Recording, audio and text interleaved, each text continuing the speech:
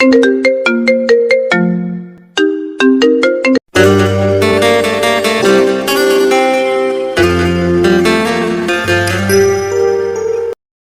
নতুন ভালোবাসার গল্প পেতে আমাদের চ্যানেলটি সাবস্ক্রাইব করে পাশে থাকা বেল আইকনে ক্লিক করুন। ধন্যবাদ।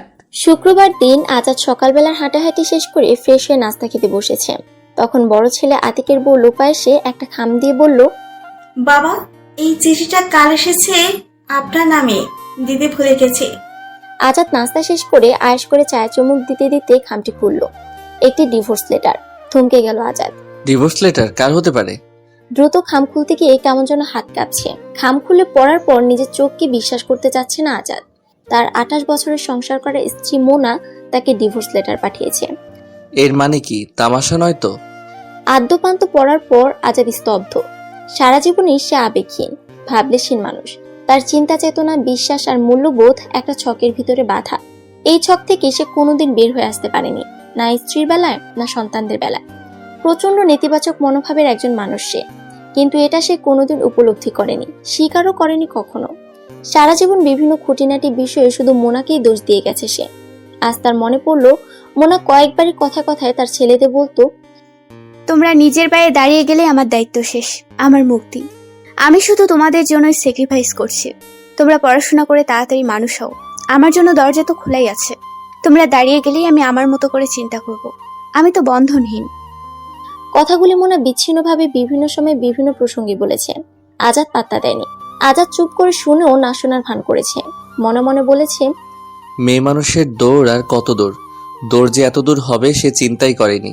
মোনা কদিন হলো তার বাবার বাসায় গিয়েছে। সব দিন নাস্তা খাওয়ার সময় মোনার সাথে বসে থাকে। টুকটাক সাংসারিক কথাবার্তা চলে। সবকিছু একদম রুটিন মাফিক। আজাদের পছন্দ মতো খাবার তৈরি করা থেকে শুরু করে সবকিছুই ঠিকঠাক। যাওয়ার দিনও বলে গেল, খাওয়া দাওয়া ঠিক মতো করো। তুমি এত চিনি খাও, এবার একটু কমাও। চিনি ছাড়া চা খেতে অভ্যাস করো। অথচ 4 দিনের মাথায় ডিভোর্স লেটার চলে এলো। তার মানে এর ব্যবস্থা আগে থেকেই চলছিল। আজাদ খামটি হাতে নিয়ে নিজের শোবার ঘরে ঢুকলো। 4 দিন আগেও যে গরম গরম ইলিশ ভাজার সাথে ইলিশের তেলে ভাজা শুকনো মরিচ ভাতের সাথে দিতে ভোলেনি, শুকনো ভাজা মরিচ আর সর্ষের তেল দিয়ে পেঁয়াজ ধনেপাতা ভর্তা দিতে ভুল হয়নি। অথচ 4 দিন পর কি করে চিঠি আসতে পারে? তখন তো এতটুকু মনে হয়নি যে অচিরেই এরকম একটা ঘটনা ঘটতে যাচ্ছে। আজাদ কি করবে বুঝতে পারছে না। একবার ভাবলো ফোন দেবে, পরক্ষণে ভাবলো দেখা যাক কি হয়। বারান্দায় বসে চিঠিটি আবার খাম থেকে বের করতে গিয়ে টুপ করে ছোট্ট একটা চিরকুট নিচে পড়ে গেল। তাড়াতাড়ি তুলে নিয়ে ভাঁজ করলো। লেখা ছিল, আজ 28 বছর হয়ে গেল। জীবনের না বলা কথাগুলো জমতে জমতে আজ এমন মহিরুহের মতো শিকল গেড়ে ফেলেছে যে চাইলেও উপড়াতে পারছি না। তোমার সংসার করতে গিয়ে বহুবার শুনেছি, দরজা খোলা আছে, চলে যাও। আমি যাতে বলতে না পারি আমার ছেলে দুটো না থাকলে আমি চলে যেতাম, সেই বলার জায়গাটাও তুমি সুকৌশলে স্কুপ এঁটে দিয়েছো।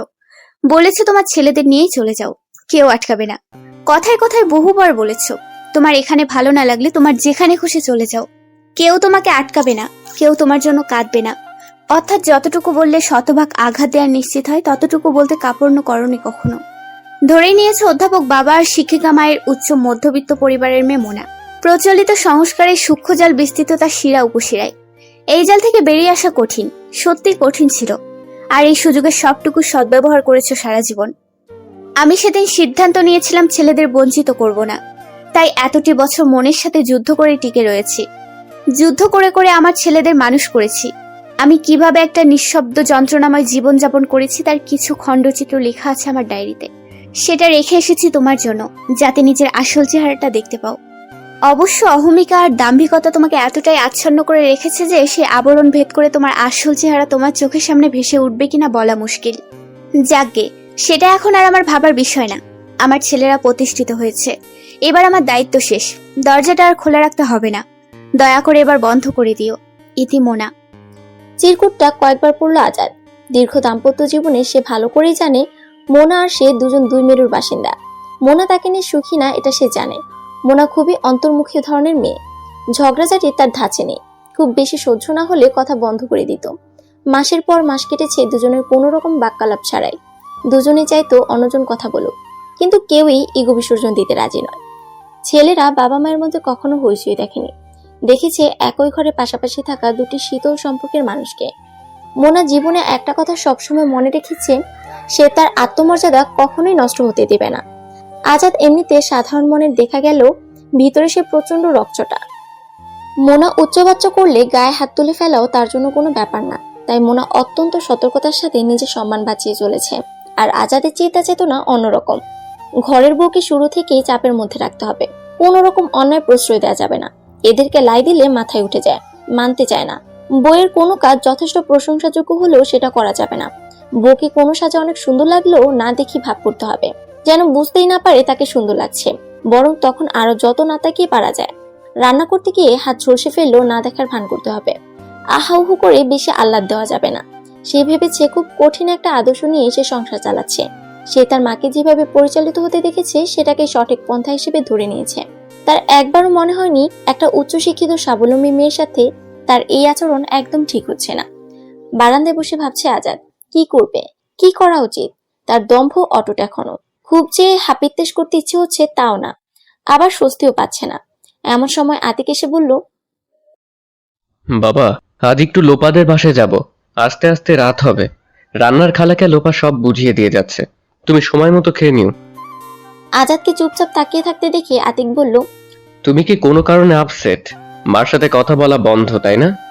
তাই বলি, মার ফোন বন্ধ কেন? সকাল থেকে কয়েকবার ফোন দিলাম, এক নাগাড়ে বন্ধই বলে যাচ্ছে। আজাদ ছেলেকে কিছুতেই বলতে পারলো না যে মোনা তাকে ডিভোর্স লেটার পাঠিয়েছে। আতিক বলল, চিন্তা করো না বাবা, মা চলে আসবে। আতিকের বলল পা তৈরি হয়ে এসে বলল, বাবা যাই, আপনি কিন্তু সময় মতো খেয়ে নেবেন। মা কবে আসবে? এবার আজাদ একটু হাসতে চেষ্টা করে বলল, আসবে, অনেক দিন পর গেল, থাকুক কিছুদিন। তোমরা যাও, আমি খেয়ে নেব। একটু পর ওয়াইন রেড কালারের গাড়িটা বের হয়ে গেল বাড়ির গেট দিয়ে। বাসায় এখন আজাদ একা। সে উঠে গিয়ে আলমারি খুললো। মোনার কাপড় চোপড়ের উপরে এক চকলেট রঙের ডায়েরি পড়ে আছে।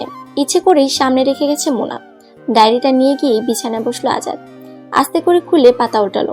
প্রথম বেশ কয়েকটি পাতায় কিছু লেখা নেই, তারপর থেকে লেখা শুরু।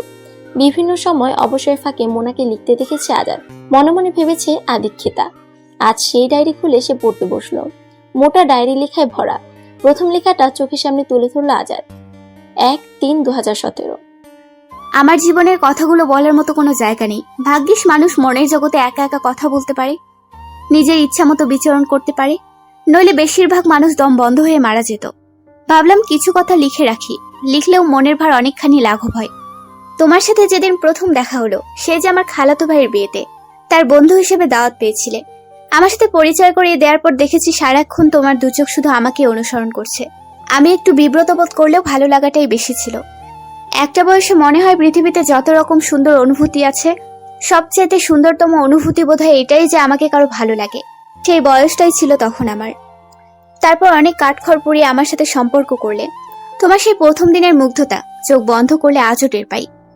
ঠিক 2 মাস পর একদিন বেড়াতে গিয়ে দুজন হাত ধরে হাঁটছি, তুমি আমাকে হঠাৎ প্রশ্ন করলে, তোমার কি মনে হয় তুমি অনেক সুন্দর, তাই আমি তোমাকে ভালোবেসেছি? আমি ভেবাচাকা খেয়ে গেলাম যেন। মনে মনে একটু অপ্রস্তুত হয়েছিলাম। তুমি তখন বললে, তোমার চালচলন আমার খুব ভালো লেগেছে। এই যেমন সবসময় হাসি মুখে থাকা, মুরব্বীদের জড়িয়ে ধরে গল্প করা, আজান দিলে মাথায় আঁচল তুলে দেওয়া, উগ্র সাজে নিজেকে উপস্থাপন না করা। আমার দৃঢ় বিশ্বাস তুমি আমার মাকে ম্যানেজ করতে পারবে। আমি সেদিন কি বলবো বুঝতে পারছিলাম না। একটা মিশ্র প্রতিক্রিয়া হয়েছিল আমার। আমি আহামরি সুন্দরী নই, কিন্তু অসুন্দর নই এমন প্রমাণ জীবনে অনেকবার পেয়েছি। আজ এত বছর পরে আমি পরিষ্কার দেখতে পাচ্ছি তুমি তোমার অজান্তেই সেদিন আমাকে প্রকাশ করে ফেলেছিলে। আমি ধরতে পারিনি, এটা আমার ব্যর্থতা। আমি প্রশ্ন করেছিলাম, এভাবে কেন বলছো? ওনাকে ম্যানেজ করা কি খুব কঠিন কাজ? তুমি বলেছিলে, আজ আমরা এতদূর এসেছি শুধু মায়ের জন্য। রিটায়ারমেন্টের পর বাবা সারাক্ষণ তার ব্যবসা নিয়ে পড়ে থাকতেন। আমার মা একা এক হাতে আমাদের পড়াশোনা, এই বাড়িঘর করা সব সামলিয়েছেন। আমাদের সংসারে আমার মায়ের অবদান বলে শেষ করার মতো না। তার ইচ্ছে তিনি নিজে দেখে শুনে আমাকে বিয়ে দেবেন। তারপর অনেক কাঠখড় পুড়িয়ে আমাদের বিয়ে হলো। নারায়ণগঞ্জ শহরে এক সাদামাটা দোতলা বাড়ির অধ্যাপকের মেয়েকে বউ হিসেবে তুলে নেওয়ার সিদ্ধান্ত ছিল না তোমার মায়ের। ঢাকা শহরে কত বড় বড় বাড়ির মেয়ে দেওয়ার জন্য লাইন দিয়েছিল তাদের বাবারা। নেহায়েতই ছেলের পছন্দ, তাই ইচ্ছে না থাকলেও রাজি হয়েছেন। এ গল্প যে কতবার তার মুখে শুনেছি তার কোনো হিসেব নেই। আমাদের বিয়ে 2 মাস 26 দিন হলো যেদিন, সেই উপলক্ষে তুমি একটি সামান্য কারণে আমাকে প্রথম চড় মেরে বসলে। কারণটি ছিল কোথাও একটা দাওয়াতে যাচ্ছি। শাশুড়ি মা এসে আমাকে শাড়ি সিলেক্ট করে দিলেন, বললেন এইটা পরো। ঠিক আছে, এটা উনি করতেই পারেন, কিন্তু সমস্যা হলো তিনি যে শাড়িটি পরতে বললেন সেটা একদমই স্ট্যান্ডার্ড ছিল না। তার বোন না কে দিয়েছেন, তাই আমাকে এটা পরতে হবে। আমি তাকে বুঝিয়ে বললাম, মা এটা অন্য কোনো সময় পরবো, আজকের দাওয়াতে এটা মানানসই হবে না। উনি কিছু না বলে বের হয়ে গেলেন। আমি ভেবেছিলাম উনি বোধহয় বুঝতে পেরেছেন। উনি যে তোমাকে গিয়ে নালিশ করেছেন এটা আমি ভাবিনি। আমি আমার মতো শাড়ি বের করে পরলাম, সেজেগুজে তৈরি। এমন সময় তুমি এসে ঘরে ঢুকলে, ঢুকেই জিজ্ঞেস করলে, মায়ের পছন্দের শাড়ি পরনি কেন? আমি বললাম, ওটা একটু অন্যরকম, আজকের অনুষ্ঠানে এটা পরে ঠিক হবে না, এটা পরে আমরা নিজেরা কোথাও ঘুরে আসবো একদিন। তুমি জেদ করে বললে, না, এটা তুমি আজই পরবে। আমি বললাম, ওটা তো তোমারও প্রেস্টিজের ব্যাপার। না, তুমি একেবারে সিদ্ধান্তে অটল, এটাই পড়তে হবে। আমি সারা জীবন মার্জিত ফ্যাশন দুরন্ত মেয়ে, যা খুশি একটা পরে অভ্যস্ত নই। একটু রাগ হলো আমার, হাত থেকে ব্যাগটি ছুঁড়ে ফেলে দিলাম অভিমান করে। বাবার সাথে অভিমান করেছি, মায়ের সাথে অভিমান করেছি, সেই ছেলে মানুষে অভিমান করার দিন যে আর নেই, এটা আমার মাথায় আসেনি। তুমি কাল বিলম্ব না করে ঠাস করে আমার গালে চড় মেরে দিয়ে বললে, দুদিন হয়নি, এখনই আমার মাকে অবজ্ঞা করতে শুরু করেছো। এসব এখানে চলবে না। ওখানে যেতে হলে মায়ের পছন্দের শাড়িটি পরতে হবে। তোমার চটটি আমার কানেও লেগেছিল, কান ঝাঝা করছিল। ঘটনার আকস্মিকতায় আমি যেন বিশ্বাস করতে পারছি না এটা কি হলো। আমি দুঃখ পেয়েও যেন ভুলে গেছি এটা কি করে সম্ভব। আমি অবাক হয়ে তাকিয়ে আছি। এই লোককে আমি এত ভালোবাসি। তুমি গটগট করে বেরিয়ে গেলে। একটু পরে নিচে গাড়ি বের হয়ে যাওয়ার আওয়াজ শুনে বুঝলাম আমাকে ছাড়াই তুমি বেরিয়ে গেলে। সেদিন রাতে ফিরে এসে তুমি একটা কথাও বললে না। কেঁদে আমার চোখ মুখ ফুলে লাল হয়েছিল। ভেবেছিলাম হয়তো রাগের মাথায় কাজটি করেছো, এবার হয়তো সরি বলবে। আমাকে অবাক করে দিয়ে তুমি শুয়ে ঘুমিয়ে গেলে, ফিরেও তাকালে না। আমার শাশুড়ি রাতে খাওয়ার জন্য ডাকাডাকি করেছেন, আমি খেতে চাইনি। সকালবেলা 9টায় আমার ক্লাস। সারা রাত ঘুমাতে পারিনি বলে উঠতে দেরি হয়ে গেছে। ক্যামব্রিয়ান কলেজ শৃঙ্খলার ব্যাপারে খুব কড়া, তাড়াহুড়ো করে তৈরি হচ্ছি, মাথা ঘুরছে। আজ ক্লাসে লেকচার দিতে পারবো কিনা জানি না। তুমি অফিসের জন্য তৈরি হয়ে নাস্তা করতে বসেছো। আমি না খেয়ে বের হয়ে যাচ্ছি দেখে শাশুড়ি আমাকে বললেন, না খেয়ে যাচ্ছ যে? রাতেও খাওনি, কি ব্যাপার, কি হয়েছে তোমাদের? যেন তিনি কিছুই জানেন না। তিনি ঝটপট উত্তর দিল, খেলে খাবে, না খেলে না খাবে। অত সাদাসাদি করবে না। দেখি কতক্ষণ না খেয়ে থাকে। আমি সিঁড়ি দিয়ে নিচে নামছি। আমার দু চোখ ঝাপসা হয়ে আসছে পানিতে। আমি সিঁড়ি ভেঙে নামতে পারছি না, চোখে দেখতে পারছি না। তাড়াতাড়ি আঁচলে চোখ মুছে গিয়ে রিকশায় উঠতে যাব, হঠাৎ খেয়াল করলাম ব্যাগ আনিনি। আবার উপরে উঠলাম। বাসার দরজা ভেজানো ছিল। আমি ঢুকতে যাব, ঠিক তখনই শুনতে পেলাম আমার শাশুড়ি বলছেন, বউকে একদম লাই দিয়ে মাথায় তুলবি না, সব সময় টাইট দিয়ে রাখবি। একবার মাথায় উঠলে আর নামাতে পারবি না, বলে রাখলাম। আমি শুনতে চাচ্ছি তুমি কি বলো। শাশুড়ি আবার বলতে থাকলেন, খতমে দেখলাম তোর পছন্দ হলো না, তোর পছন্দ হলো তাকে। নারায়ণগঞ্জ শহরের বাড়ি, বাবা অধ্যাপক। কেন বাপু, ঢাকা শহরে এত বাড়ি, গাড়িওয়ালা পাত্রী তুমি চোখে দেখলা না? কত বড় বড় ব্যবসায়ী পরিবার ছিল, কি লাভ হলো? মুখে মুখে কথা বলে। আমি অবাক হলাম। তুমি একটা কথাও বললে না, চুপ করে থাকলে। আমার মাথা ঘুরছিল। ঘরে না ঢুকে আবার নিচে নেমে গেলাম। সেদিন সিএনজি নিয়ে গিয়ে এক সহকর্মীর কাছ থেকে আসা যাওয়ার ভাড়া আর খাওয়ার টাকা ধার নিয়েছি। আজ এত বছর পর এসে আমি ভাবি, সেদিন আমি কেন তোমার বাড়িতে ফিরে গেলাম। একটা সামান্য ব্যাপারে সদ্য বিবাহিতা স্ত্রীকে যে এভাবে অপমান করতে পারে, তার কাছে আমি কিভাবে ফিরে গিয়েছি। আজ ভাবলে আমার নিজের ওপর ঘৃণা হয়। কেন যে কাপুরুষে স্ত্রীবাচক শব্দটি প্রচলিত হয়নি তাই ভাবি। 2 মাস 26 দিন আগে এবাড়িতে বউ হয়ে এসে প্রথম দিন মনে হয়েছিল আমি বোধহয় ঠিক জায়গাতে এসেছি। সবার সামনে শাশুড়ি মায়ের আন্তরিক অভ্যর্থনা আমাকে মুগ্ধ করেছিল। 2 দিন পর তিনি কথায় কথায় বলতেন, বিয়েতে আমার বাবা কোনো আসবাবপত্র দেয়নি বলে উনি নাকি সবার কাছে ছোট হয়েছেন। আমি বলেছিলাম, আমার বাবা একটা নীতি মেনে চলেন। তিনি যৌতুক দেয়া এবং নেয়ার ব্যাপারে ঘোর বিরোধী। চাইলে তিনি সবই দিতে পারতেন। তিনি বললেন, নীতি তো আর সমাজ বুঝবে না? সমাজ বলে তো একটা কথা আছে। আমি বিনয়ের সাথে বলেছিলাম, সমাজটাকে তো আমি আপনিই চেঞ্জ করব মা। তিনি কিছু বললেন না। আমি রাতে তোমাকে কথাটি বললাম, তুমি বললে, হ্যাঁ শুনলাম, তুমি মায়ের সাথে তর্ক করেছো। চুপ থাকলেই তো পারতে। আমি অবাক হয়ে গেলাম। এরই মধ্যে উনি অফিসে ফোন করে বলে দিয়েছেন আমি তার সাথে তর্ক করেছি। আমি বলেছিলাম, কই, আমি তো তর্ক করিনি। বুঝিয়ে বলতে চেয়েছি, তুমি বলেছিলে। ওই হলো, একই কথা। বলে তুমি এমন ভাবে চুপ করে থাকলে যেন তোমার মায়ের কথাটাই সত্যি। সেদিনই আমি বুঝতে পেরেছিলাম আমার জীবনে অনেক বড় একটা ভুল হয়ে গেছে, যে ভুল সংশোধনের রাস্তা থাকলেও তার মূল্য অনেক বেশি। সেদিন আমি খুব ভালো করে বুঝতে পেরেছিলাম যে এ বাড়িতে থাকতে হলে আমাকে এই অসম্মান নিয়েই থাকতে হবে। বাবা মায়ের ভালোবাসায় পরিপূর্ণ এই আমি এত ভালোবাসাহীন সম্মানহীন আচরণ কখনো ভাবতেও পারিনি। দরজা বন্ধ করে হাউমাউ করে কাঁদলাম আর ভাবলাম এখানে আমি সারা জীবন কি করে কাটাবো। হয়তো নিরুপায় হয়ে এত অপমানের কথা না মাকে বলতে পারছিলাম, না কোনো সহকর্মীকে বলতে পারছিলাম, না কোনো বন্ধুকে। কি করে বলি? নতুন স্বামী স্ত্রীর ভালোবাসার ঘোর কাটতেই তো বছর কেটে যায়। সেখানে 3 মাস না হতেই আমি যে পরিস্থিতির মুখোমুখি হয়েছি তা কিভাবে সামাল দেবো আমি বুঝতে পারছিলাম না। প্রথম থেকেই খেয়াল করেছি তুমি শরীর সর্বস্ব মানুষ। কথাবার্তা, ভাব, ভালোবাসা আর আবেগের চেয়ে শরীরের প্রতি তোমার মনোযোগ বেশি। তোমার ধারণা এটাই নাকি ভালোবাসা প্রকাশের মাধ্যম? আমি অবাক হয়েছিলাম। আসলেই কি ভালোবাসা মানেই শরীর? ভালোবাসা ছাড়া শারীরিক সম্পর্ক কি সম্ভব? যেখানে ভালোবাসা নেই, সম্মান নেই, সেখানে কি করে শারীরিক সম্পর্ক হয়? কোনটা আসলে ঠিক আজ তোমাকে বলতে দ্বিধা নেই। এত বছর আমি শুধু তোমার কার্যকলাপ দাঁতে দাঁত চেপে হজম করেছি, এছাড়া আর কিছুই ছিল না। সেদিন তোমার মায়ের মুখে এসব কথা শোনার পর আমি তার সাথে ফ্রি হতে পারছিলাম না, স্বাভাবিকভাবে কথাও বলতে পারছিলাম না। তিনি তোমার কানে কি লাগিয়েছেন জানি না। তুমি অফিসে যাওয়ার আগে রুদ্রমূর্তি হয়ে ঘরে ঢুকলে। আমি রেডি হচ্ছিলাম, তুমি উত্তেজিত হয়ে বললে, তুমি কি এমন বিশিষ্ট শিল্পপতির মেয়ে যে তোমার এত অহংকার? আমি হতভম্ব হয়ে তোমার মুখের দিকে তাকিয়ে আছি। তুমি গড়গড় করে বলেই যাচ্ছিলে, আমার মায়ের সাথে তুমি মুড দেখাও? এসব এখানে চলবে না। ঠিক মতো থাকতে পারলে থাকবে, না হয় এখানে তোমার থাকার দরকার নেই। তোমার যেখানে খুশি চলে যেতে পারো। আমার মস্তিষ্কের সিগন্যাল সিস্টেম বোধহয় অকার্যকর হয়ে গিয়েছিল। আমার দুঃখবোধ, রাগ, বিস্ময়বোধ কোনো কিছুই কাজ করছিল না। আমি শুধু বাক শক্তিহীন হয়ে তাকিয়ে ভাবছি, একে আমি ভালোবাসি? যার মধ্যে বিন্দু মাত্র ভালোবাসা থাকে সে কি এভাবে বলতে পারে?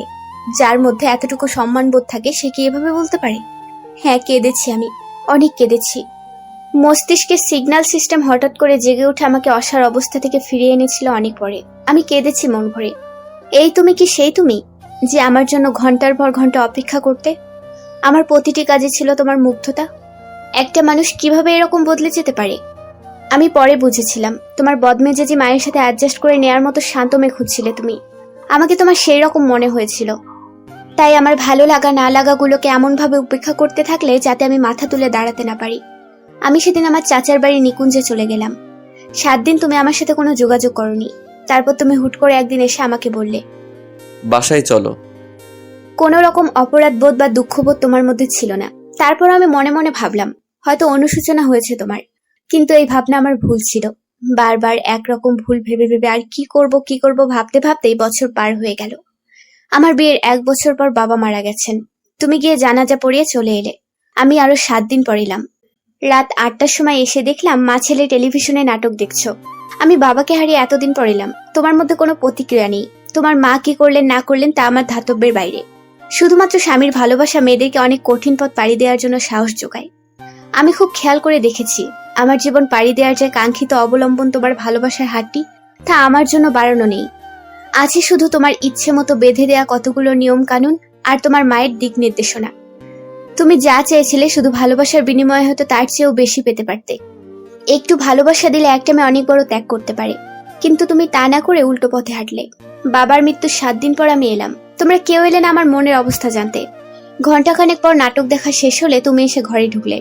আমার চোখে পানি, আমার চোখের পানি মুছিয়ে দিলে না, আমার মাথায় হাত বুলিয়ে দিলে না, আমার শরীর কেমন আছে জানতে চাইলে না, বাবাকে হারিয়ে মা কেমন আছে জানতে চাইলে না একবারও। সরাসরি আমাকে জড়িয়ে ধরে বিছানায় নিয়ে গেলে। আমি একদমই এখন এসব করার মুডে নেই। আমি নিজেকে জোর করে ছাড়িয়ে নিয়ে বললাম, এসব কি? তুমি বললে, না, ভাবলাম তোমার মন খারাপ, মনটা একটু ভালো করে দেই। আমি অবাক হয়ে তোমার মুখের দিকে তাকিয়ে রইলাম। এটাকে মন ভালো করা বলে? সেদিন আমার মনে হয়েছিল তুমি একটা জানোয়ার, আর একটা সভ্যতা অভদ্রহীন একটা প্রাণীর সঙ্গে আমি রয়ে গেলাম শুধুমাত্র সমাজ সংস্কার আর নিরাপত্তাহীনতার ভয়ে। আমার নিরীহ বাবা, যার অনেক সুনাম এবং সম্মান ছিল, তাকে সমাজের কাছে ছোট করতে চাইনি, তাই তোমার সাথে রয়ে গেলাম আমি। এই লাইনটি পড়ে আজাদ চমকে উঠল। ডায়েরি বন্ধ করে সে পাশে রেখে শুয়ে পড়ল। অনেক অনেক লেখা আছে আরো। একসাথে এত সব পড়ার মন মানসিকতা নাই তার এখন। রান্নার খালা হাসুর মা এসে ডেকে গেল খাওয়ার জন্য। আজাদের এখন খাওয়ার ইচ্ছে নেই। অপমান আর একটা অনিশ্চিত পরিস্থিতির মুখোমুখি হওয়ার আশঙ্কায় সে অস্থির। সকালবেলা আতিক আজাদকে নাস্তা টেবিলে না পেয়ে আজাদের ঘরে উকি মারলো, দেখলো এখনো শুয়ে আছে। রাতে মোনা ফোন দিয়েছিল আতিককে, বাবা ঘুমিয়ে পড়েছে বলে আর বলা হয়নি। আতিক ঘরে ঢুকে বিছানার পাশে দাঁড়িয়ে ডাকলো আজাদকে। আজাদ উঠে বসলো। আতিক বলল, এখনো শুয়ে আছো যে? হাঁটতে যাও না কদিন ধরে? শরীর খারাপ? না, এমনি। কাল রাতে মা ফোন দিয়েছিল। আজাদ জিজ্ঞাসু দৃষ্টিতে তাকিয়ে আছে ছেলের দিকে। তার কেন জানি মনে হচ্ছে আতিক সব জানে। আতিক বলল, মা বলেছে তার জন্য যেন আমরা চিন্তা না করি। মা ভালো আছে। আজাদ প্রশ্ন করলো, তোমার মা নারায়ণগঞ্জে যায়নি? না, তাহলে কোথায় গিয়েছে? মা একটু ট্যুরস অ্যান্ড ট্রাভেল গ্রুপের সাথে রাঙামাটি গিয়েছে। শুধু এটুকু বললো আমরা যেন তার জন্য চিন্তা না করি। মা ভালো আছে। আতিক এমন নির্বিকার ভাবে বলল যেন এটা খুব স্বাভাবিক ব্যাপার, প্রায় এরকম ঘটে থাকে। ফোনটা আমাকে দিলে না কেন? তুমি তো ঘুমিয়ে পড়েছিলে, আর মা তো তোমাকে চায়নি। ও ঠিক আছে। অফিসে যাবে না? নাস্তা খেয়েছো? না, তোমাকে ডাকতে এসেছি। চলো নাস্তা খাবে। আজাদ বলল। তুমি যাও, আমি পরে আসছি। আজাদ ফ্রেশ হয়ে টেবিলে গিয়ে বসলো। লোপা নাস্তা এগিয়ে দিল। আজাদ ছেলের দিকে তাকিয়ে দেখলো মুখ নিচু করে চুপচাপ খাচ্ছে। আজাদ কিছুক্ষণ তাকে বোঝার চেষ্টা করলো, তারপর আস্তে করে বলল, তুমি কি জানতে আগে থেকে তোমার মা ঘুরতে যাচ্ছে? আতিক মুখ নিচু করে বলল, হ্যাঁ, আমাকে বলনি কেন? এটা তোমাদের ব্যাপার। তোমরা কে কাকে বলে যাবে নাকি না বলে যাবে সেটা দেখা তো আমার দায়িত্ব না। আজাদ বলল, তুমি তোমার মায়ের পক্ষে কথা বলবে এটা জানি। একটা মানুষের পক্ষে কাউকে না কাউকে তো থাকতেই হবে বাবা। লোপা রান্নাঘর থেকে চায়ের সরঞ্জাম নিয়ে আসছিল। আতিক সেদিকে তাকিয়ে বলল, দেখে এসো তো দাদি উঠেছে কিনা। না উঠলে ডেকে তোলো। লোপা বুদ্ধিমতী মেয়ে, বুঝলো তার এখানে উপস্থিতি আতিক চাচ্ছে না। সে তাড়াতাড়ি সরে গেল। আতিক এবার সরাসরি আজাদের দিকে তাকিয়ে বলল, আমার মায়ের পাশে সারা জীবন থাকার কথা ছিল তোমার। তুমি তো তা না করে অবহেলায় দূরে সরিয়ে রেখেছো। তাকে কোনোদিন বোঝার চেষ্টাও করনি কখন। সেটা তোমার মাও করেনি, সে তার ইগো নিয়েই থেকেছে। আতিক একটু চুপ করে থেকে কি যেন ভাবলো, তারপর বলল, তোমার সঙ্গে এই নিয়ে আমি কখনোই কথা বলতে চাইনি। আজ তুমি তুলেছো তাই বলছি। কিছু স্মৃতি আমি কোনোদিন ভুলতে পারবো না। মনে আছে সেদিনের কথা? এক ছুটির দিনে বিকেলবেলা মা আমাদের ঘুম পাড়িয়ে খাতা দেখছিলেন। হঠাৎ দরজা বন্ধ করার বিকট শব্দে আমার ঘুম ভেঙে গিয়েছিল। লাফ দিয়ে উঠে দেখি তুমি মার মুখী হয়ে ঘরে ঢুকে মাকে বলছিলে, তোমার কাজের লোক ঘুমাচ্ছে, তুমি এসব নিয়ে বসে আছো। আমার মা বিকালে নাস্তা খেলো কিনা তার খবর কে নেবে? মা বলেছিল, অনেক কাজ জমে গেছে, একটু ময়নাকে ডেকে দাও, ওই তো সব করে। তুমি গর্জে উঠে বললে, আর তুমি মহারানী এসব ছাইপাশ নিয়ে বসে থাকবে তাই? বলে মায়ের সামনে থেকে সব খাতা তুলে আছড়ে মারলে। কিছু খাতা টান দিয়ে ছিঁড়ে ফেললে। সারা ঘরময় খাতা। তোমার চেঁচামেচি শুনে তারিক ঘুম ভেঙে উঠে ভয় আমাকে জড়িয়ে ধরলো। মা বারবার তোমাকে বলছিল, দেখো বাচ্চাদের অনেক কষ্টের ফসল এই খাতাগুলো, এগুলো নষ্ট করো না। তুমি ছড়িয়ে ছিটিয়ে মারিয়ে ঘর থেকে বের হয়ে গেলে। মা সেদিন আমাদের জড়িয়ে ধরে অনেক কেঁদেছিলেন। জানি না মা কিভাবে এত বড় ক্ষতি সামাল দিয়েছেন। এরকম অনেক ঘটনার সাক্ষী আমি আর তারিক। তুমি কি বলতে চাও আমরা তোমার পক্ষে কথা বলবো? আমার মা যেভাবে শান্তি পায় সেভাবেই থাকবে এখন। প্লিজ মাকে নিয়ে আর কোনো রকম নাক গলাবে না। রাঙামাটি থেকে বেরিয়ে এসে মা তার নিজের ফ্ল্যাটে উঠবেন। আমি আর লোপা যতদিন কানাডা না যাচ্ছি ততদিন মায়ের সাথে থাকবে। আজাদ আসলে জবাব খুঁজে পাচ্ছিল না। তার কৃতকর্মের অনেক কিছুই তার ছেলেরা দেখেছে। আজ এই মুহূর্তে হঠাৎ নিজেকে খুব অসহায় মনে হচ্ছে তার। এরকম আগে কখনোই মনে হয়নি। বিচ্ছিন্ন একটা দ্বীপে আটকে আছে যেন সে। আশেপাশে কোথাও কেউ নেই। আতিক অফিসে চলে যাওয়ার পর আজাদের কেন যেন মনে হলো আতিক সব জানে। সারা জীবন দেখে এসেছে 3 মা ছেলে সবসময় এক পেয়ে। 3 জন একসাথে বেড়াতে যেত, বাইরে খেত, কেনাকাটা করতো, বেডরুমে বা ড্রয়িং রুমের কার্পেটে বসে আড্ডা দিত, মুভি দেখতো। তাদের কত রকম গল্প যে হতো। আজাদ আশেপাশে থেকে কান খাড়া করে শুনতো। জীবনানন্দের বা রবীন্দ্রনাথের কবিতা নিয়ে আলোচনা, হুমায়ুন আহমেদের সাহিত্য নিয়ে, কখনো গান নিয়ে চায়ের আসর। মোনা তার 2 ছেলেকে নিয়ে একটা আলাদা জগৎ তৈরি করে ফেলেছিল। আজাদ মাঝে মাঝে ঢুকতে চাইতো না তা না, কিন্তু আশেপাশে ঘুরলেও তাকে কেউ ডাকতো না। ছেলেরা সবসময় মোনার পক্ষ নিয়ে কথা বলতো। বড় ছেলে আতিক তার মায়ের কষ্টগুলো অনেকটাই জানতো। ছোট ছেলে তারিক সব না জানলেও এটুকু বুঝতো তার বাবা মায়ের মধ্যে একটা স্বাভাবিক সম্পর্ক নেই, ঝগড়াঝাটিও নেই, কোনো বন্ধনও নেই। তাই আজাদের মনে হচ্ছে হয়তো ছেলেরা সব জানে, ছোট ছেলে তারিক কানাডায়। তারপরও মাঝে মাঝে মার ভাইয়ের সাথে অনেক রাত পর্যন্ত গল্প হয়। আজাদের সাথে যেটুকু দরকার সেটুকুই। লোপা আতিককে গেট পর্যন্ত এগিয়ে দিয়ে এলো। দেখলো আজাদ চুপ করে বসে আছে। সে আজাদকে যত্ন করে চা ঢেলে দিতে দিতে বলল, বাবার শরীর খারাপ?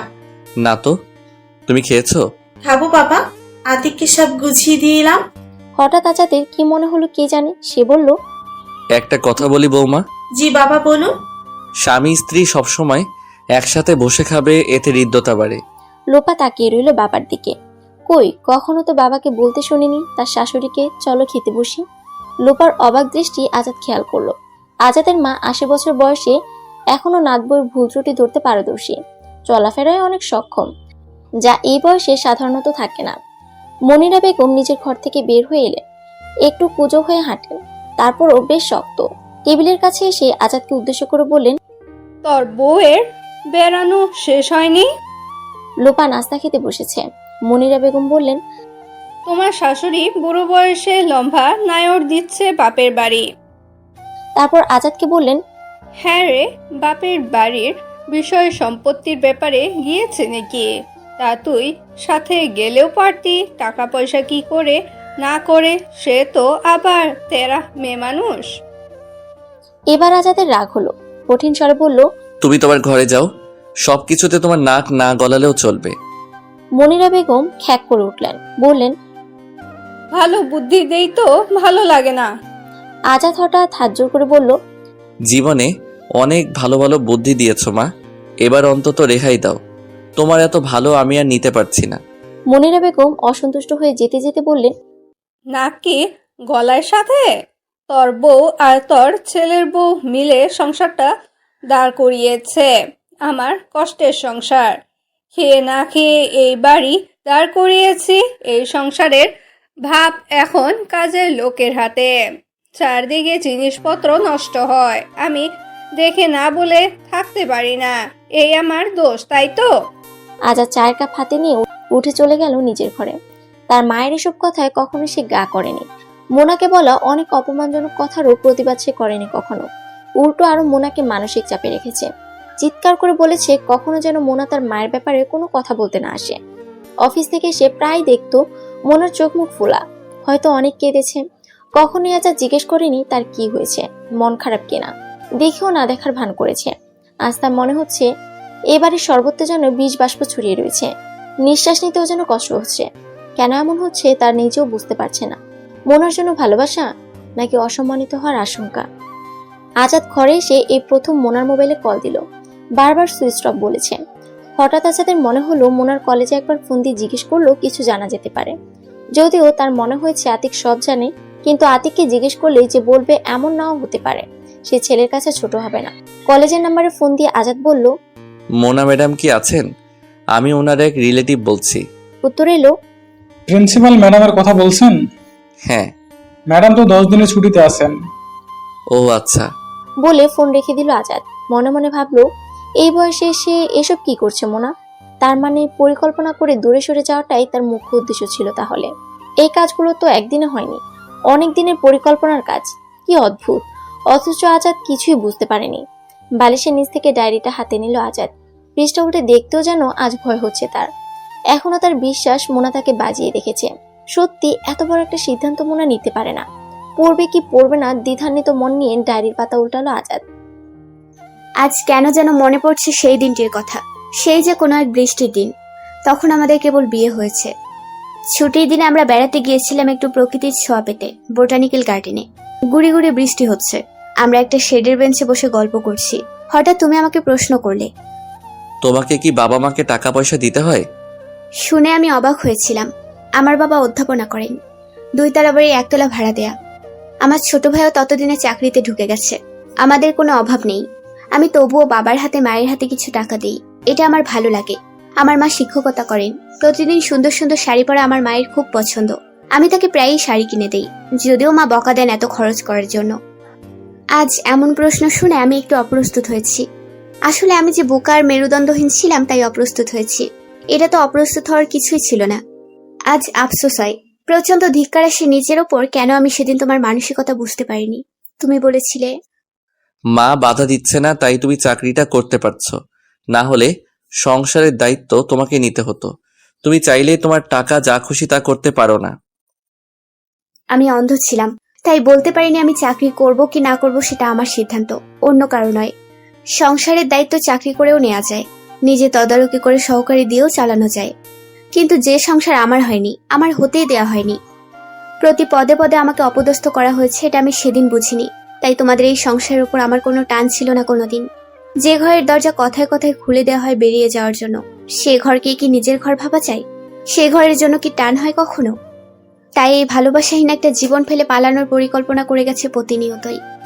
তুমি ভেবেছো তুমি সারা জীবন খুব পৌরসী নিয়ে থেকেছো। আমি তোমার এই বিবেচনা বর্জিত পৌরসী তোমার মুখের উপর ছুড়ে দিয়ে যাব বলে নিজেকে প্রস্তুত করছি দিনের পর দিন।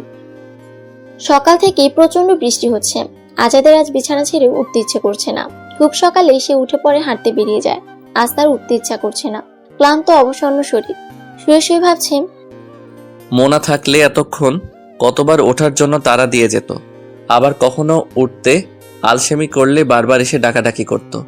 তবে এই ডাকার মধ্যে কোনো প্রাণ ছিল না, শুধুই দায়িত্ব। এই কথাগুলো আজাদের আগে কখনো মনে হয়নি। সবকিছু তার ইচ্ছে মতো ঠিক মতো চলছে, ব্যাস এটাই জীবন। এর বাইরে কিছু থাকতে পারে এটা ভাবার মতো মনই তার নাই। মনে এত শৌখিন ছিল, পুরোটা বর্ষাকাল জুড়ে ওর ফুলদানিতে কদম ফুল থাকতো। আজাদের মনে পড়ে না কোনোদিন একটা গোলাপ কিনে দিয়েছে মোনাকে। আজ তুমুল বৃষ্টির এই সকালে আজাদের কেন যেন মনে হচ্ছে ফুলদানিটা কদম ফুল দিয়ে সাজাতে। একটা দীর্ঘশ্বাস ফেলে উঠে বসলো সে। জানালা দিয়ে বাইরে তাকিয়ে আছে। আকাশ কালো করে অঝোর বৃষ্টি।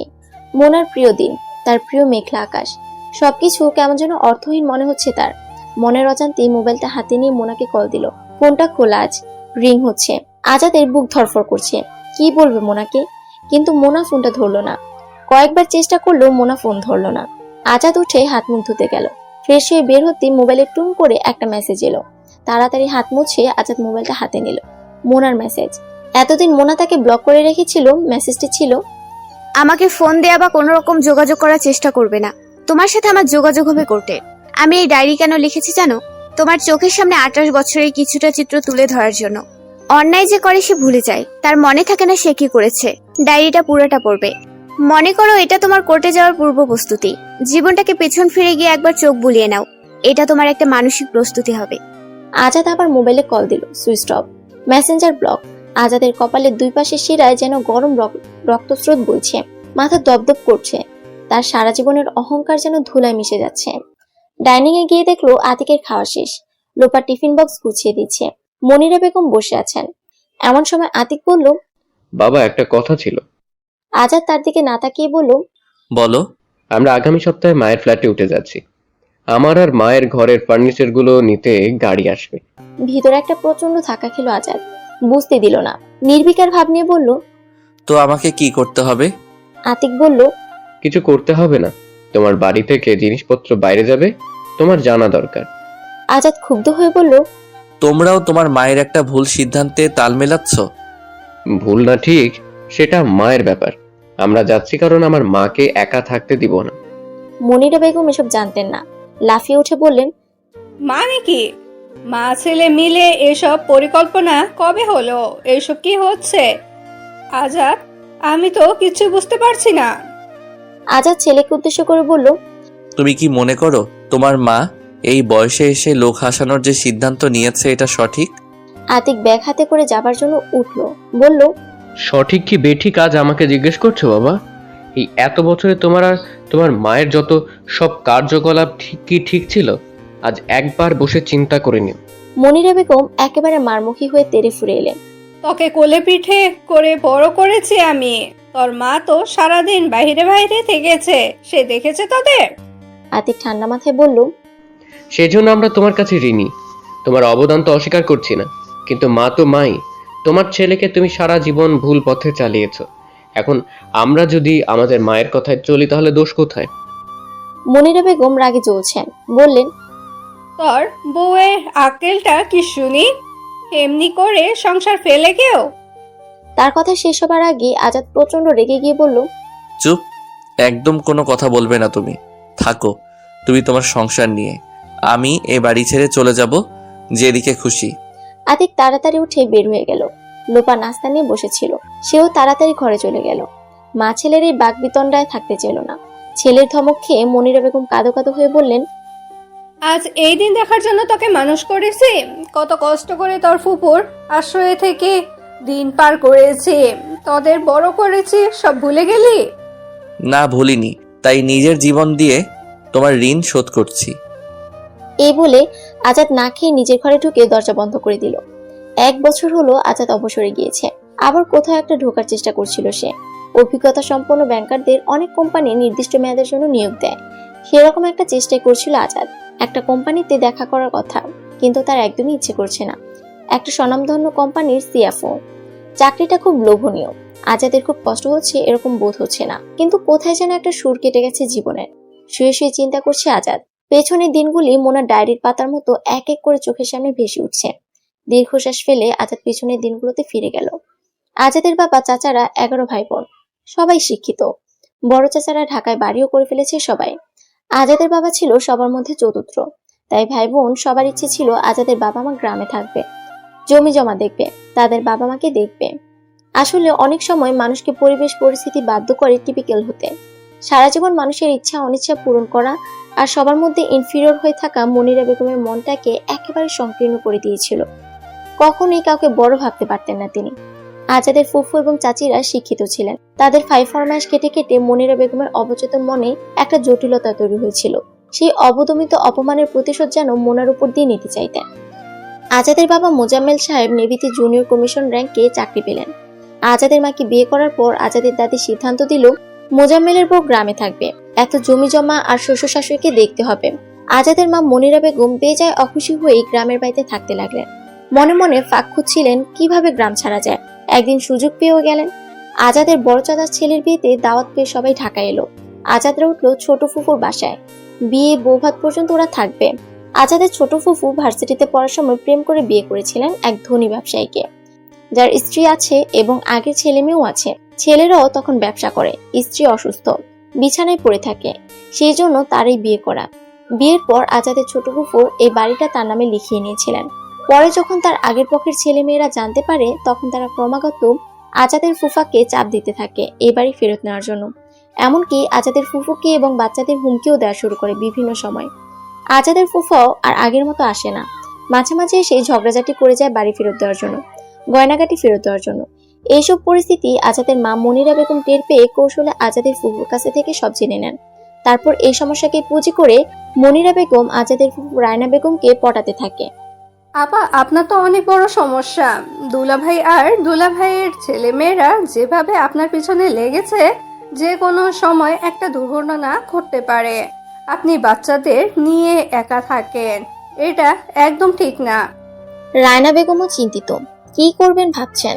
মনিরা বেগম পরামর্শ দিলেন, আপা, আম্মাকে যদি বুঝাতে পারেন তাহলে গ্রামের বাড়িতে একটা লোক রেখে দেন, আমাদেরকে আপনার একটা রুম ভাড়া দেন। আমি আর আমার 3 ছেলে মেয়ে আপনার পাহারায় থাকতাম। আপনি যেহেতু চাকরি করেন, আপনার রান্না বাড়া, বাচ্চাদের দেখভাল সব আমি করব। আপনার টাকা দিয়ে কাজের লোক রাখার দরকার নেই। রায়না বেগম এইটুক ভালোভাবেই গেলেন। উনি তার মাকে গিয়ে ধরে পড়লেন। এটা অনেক ভালো প্রস্তাব। মেয়ের নিরাপত্তার সুবিধার্থে আজাদের দাদি তাদের পরিবারকে রায়না বেগমের বাসায় থাকার অনুমতি দিলেন। সেই থেকে শুরু হলো ওদের ঢাকায় থাকা। রায়না বেগম রুম ভাড়া নিতেন না, শুধু বিলগুলি পরিশোধ করে ওরা এক রুম নিয়ে থাকতো। আর রায়না বেগমের সংসারের যাবতীয় কাজ, 2 বাচ্চার সব কাজ মনিরা বেগম করতেন। রায়না বেগম বাড্ডা স্কুলের সিনিয়র শিক্ষক। সকালে যেতেন, আস্তে আস্তে বিকেল। রাতের বেলা তিনি তার বাচ্চাদের নিয়ে পড়তে বসাতেন। এই সময় পাশের রুম থেকে কোনো টু শব্দ করা যেত না। আজাদরা 3 ভাই বোন চুপচাপ থাকতো। এক রুমে থাকা, পড়াশোনা, খাওয়া দাওয়া সবকিছু। একটা খাটের মধ্যে সবার থাকা, খাটে বসেই পড়াশোনা। টেবিল পাতার কোনো জায়গা ছিল না। বাথরুমও ছিল একটাই। রায়না বেগমের কড়া নির্দেশ ছিল, আমার বাথরুম যেন কেউ নোংরা করে না রাখে। মনিরা বেগম সকাল 6টার মধ্যে তার 3 ছেলে মেয়ের বাথরুমের কাজ শেষ করিয়ে সব পরিষ্কার করে রাখতেন। সকালে বা বিকেলে তার প্রয়োজনের সময় বাথরুম বন্ধ থাকলে খুব রাগারাগি করতেন। মনিরা বেগমকে তিনি রেখেছিলেন নিজের প্রয়োজনে, কিন্তু একটা সময় তার মনে হতে লাগলো তিনি মনিরা বেগমকে দয়া করে থাকতে দিয়েছেন। তাই বাড়িঘর পরিষ্কার পরিচ্ছন্ন করা থেকে সব কাজ মনিরা বেগম করতেন রায়না বেগমের সন্তুষ্টির জন্য। যে করে হোক তার এখানেই থাকতে হবে। আবার যদি গ্রামে যেতে হয় তাহলে ছেলে মেয়ের পড়াশোনা হবে না। তাই তিনি মুখ বন্ধ করে সব কাজ করতেন।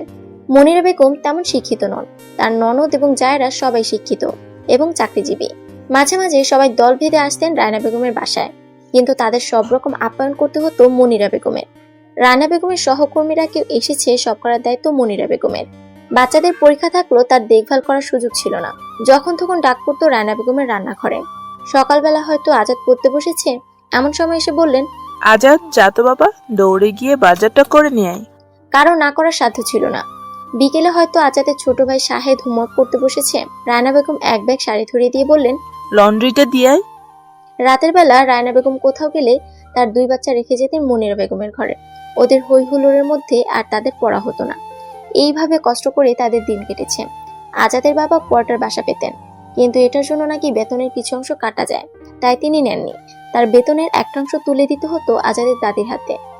আজাদের ছোট চাচা তখন ছাত্র রাজনীতি করতেন। 2 দিন পর পর জেল আর নানা রকম সমস্যা। এসব টাকা আজাদের দাদি মুজাম্মেল সাহেবের কাছ থেকে নিতেন। এত অল্প বেতনে কোনো রকমে খেয়ে পড়ে বাচ্চাদের পড়িয়েছেন মনিরা বেগম, তবে একমাত্র আজাদকেই উচ্চশিক্ষিত করতে পেরেছিলেন। ছোট ছেলে শাহিদ বিএ ফেল করে আর পড়াশোনাই করেনি। মেয়ে সিফাতকে এসএসসি করার পর বিয়ে দিয়েছেন। রায়না বেগমের পাশেই ছেলেদের বাড়ি। ছেলের বোন ছিল সিফাতের ক্লাসমেট, সেই সূত্রে আসা যাওয়া আর মন দেওয়া নাও। এদিকে সিফাতের বর মাসুদের বাবা ছিলেন একটি স্বনামধন্য বীমা কোম্পানির জিএম, কিন্তু মাসুদ এইচএসসি করে আর পড়াশোনা করেনি। বেকার এবং অর্ধশিক্ষিত ছেলের জন্য এর চেয়ে ভালো পরিবার আর কোথায় পাবেন। সিফাতের চাচা ফুফুদের ও বাড়ি আছে। মন্দের ভালো হিসেবে তারা সিফাতকে বউ করে নিলেন। 5 তলা 2 ইউনিটের বাড়ি মাসুদের বাবার। কষ্ট করে ঢাকায় পড়ে থাকার প্রথম সাফল্য মনিরা বেগম পেয়ে গেলেন। আজাদ পড়াশোনা শেষ করে ব্যাংকে চাকরি পেল। শাহেদ কিছুই করে না, ঘরে বসে বসে মায়ের সাথে কাজে সাহায্য করে।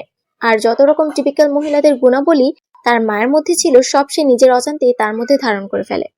সবসময় নিজেকে এবং নিজেদের চিন্তা ভাবনায় তার কাছে বড় মনে হতো। তার এই স্বভাব তার ছেলেমেয়েরাও পেয়েছে।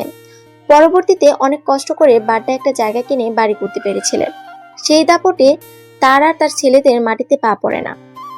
মানুষ যখন ওপরে ওঠে তখন সে অতীত ভুলে যায়। পরের বাসায় আশ্রিত থেকে বুদ্ধি ও কষ্টের বিনিময়ে আজ সে সফল। আজ আর তার অহংকারে মাটিতে পা পড়ে না। তিনি একটা স্বনামধন্য অধ্যাপকের মেয়েকে বলেন, বাবার ঢাকায় বাড়ি নেই, এমন এমএ পাস কত আমার হাতের ফাঁক দিয়ে পড়ে যায়। আসলে যারা সম্মান পেয়ে বড় হয় তারাই মানুষকে সম্মান করতে পারে। আর যারা আজাদের মতো পরের আশ্রয়ে মন ছোট করে অবহেলিত হয়ে বড় হয়, তাদের মনটা আর বিকশিত হয়ে উঠতে পারে না। হীনমন্যতায় ভোগাটা তাদের জীবনের সাথে আষ্টে পৃষ্ঠে গেঁথে যায়। তারা যত উপরে ওঠে ততই দাম্ভিক হয়, ততই মনে হয় অন্যদের ছোট করে সুখ পায়। নিজেদের জীবনে পাওয়া অসম্মান অবহেলা অন্যকে করে মনের সুপ্ত জ্বালা মেটাতে চায়। অনেক ব্যতিক্রম আছে, ঠিক এর উল্টো আছে, কিন্তু আজাদের পরিবার ব্যতিক্রম হতে পারেনি।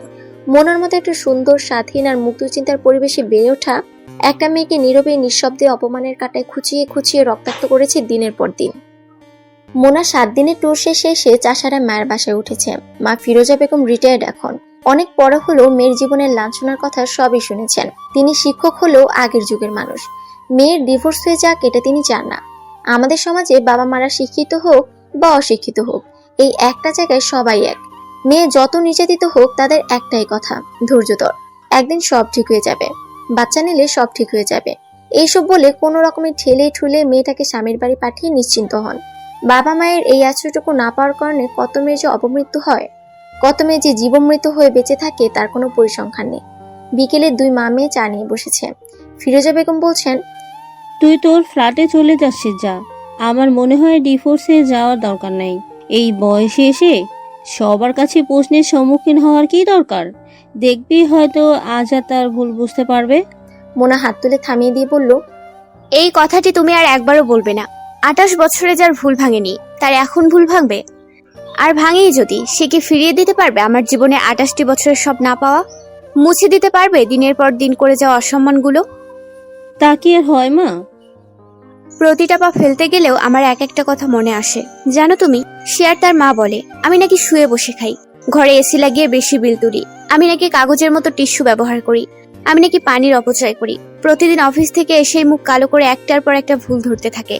এখানে লাইট জ্বলছে কেন, ওখানে ফ্যান ছাড়া কেন, টেবিলের ওপর লেবুর খোসা পড়ে আছে কেন, বাথরুমের সাবান শেষ হয়ে গেছে আরেকটা দেয়া হয়নি কেন, সিঁড়িতে ময়লা কেন, তারপর খেতে বসে তরকারিতে এত তেল কেন, কখনো এত ঝাল কেন, মাছ এত বেশি রান্না হয়েছে কেন, দুধ বলক এসে পড়ে গেল কেন, এই যে এত কেন কেন, ভাত নরম হয়েছে কেন, কাজের মেয়েকে দিয়ে আমাকে কথা শোনায়, বলে মেয়ে মানুষকে নাকি থাপ্পড়ের ওপর রাখা দরকার।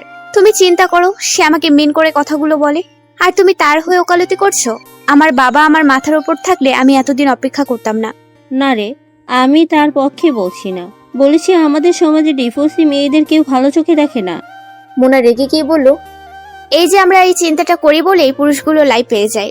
এই চিন্তাটা আমাদের বদলাতে হবে। আমার এই পুরো জীবনের যন্ত্রণা কি সমাজ ফেস করেছে? সে আমাকে মেরে কেটে টুকরো করে ফেলে সমাজে গিয়ে আসবে? আসবে না। তখনও দূর থেকেই বলবে নিশ্চয়ই মেয়েটার কোনো দোষ ছিল। আমি এসব কেয়ার করি না। সারাদিন কলেজে পড়িয়ে সন্ধ্যার পর ছাত্র পড়িয়ে তার এই হাজার কেন জবাব দিতে আমার প্রাণ ওষ্ঠাগত। একটা সময় ছিল সে আসার সময় অপেক্ষা করে থাকতাম, তারপর থেকে দরজা লাগিয়ে বসে থেকেছি। ছেলের বউ এসেছে 6 মাস হলো, সে এখন তার সামনে উল্টাপাল্টা কথা বলে। সেদিন নাস্তার টেবিলে বলছে, বুঝলে বৌমা, তোমার শাশুড়ি হচ্ছে নারীর জাগরণের নেত্রী, তুমি আবার ঢোলে ভিড়ো না। তার মা ঘুরে ঘুরে আগুনে ঘি ঢালেন। সে পোলাকেও আমার বিরুদ্ধে লাগিয়ে দিতে চেয়েছিল জানো। ও বুদ্ধিমতী মেয়ে বলে সব বুঝতে পেরেছে। কেন তোমার মনে নেই, আতিক বড় হবার পর আতিককেও আমার ব্যাপারে উল্টাপাল্টা বলে আমার কাছ থেকে সরাতে চেয়েছে। আমি মাফ করবো এদেরকে? অসম্ভব। আর একদিন তার মা বলছে, তোমার মাস্টারনির শাশুড়ির পাল্লায় পড়ো না, তাহলে সংসার শেষ। তাহলে তুমি বলো এসবের মধ্যে থাকা যায়? হ্যাঁ, আমি ডিভোর্স না দিয়েও পারতাম, কিন্তু এটা আমার সারা জীবনের অপমানের প্রতিশোধ। এটা না নিলে আমি শান্তি পাবো না। যুগে যুগে একই ঢোল পেটানো হচ্ছে মেয়েদের ত্যাগ করতে হয়। কেন? বিয়েটা কি মেয়েরা একা করে, নাকি এটা কোনো একপাক্ষিক চুক্তি? তাহলে ত্যাগ দুজনে কেন করবে না?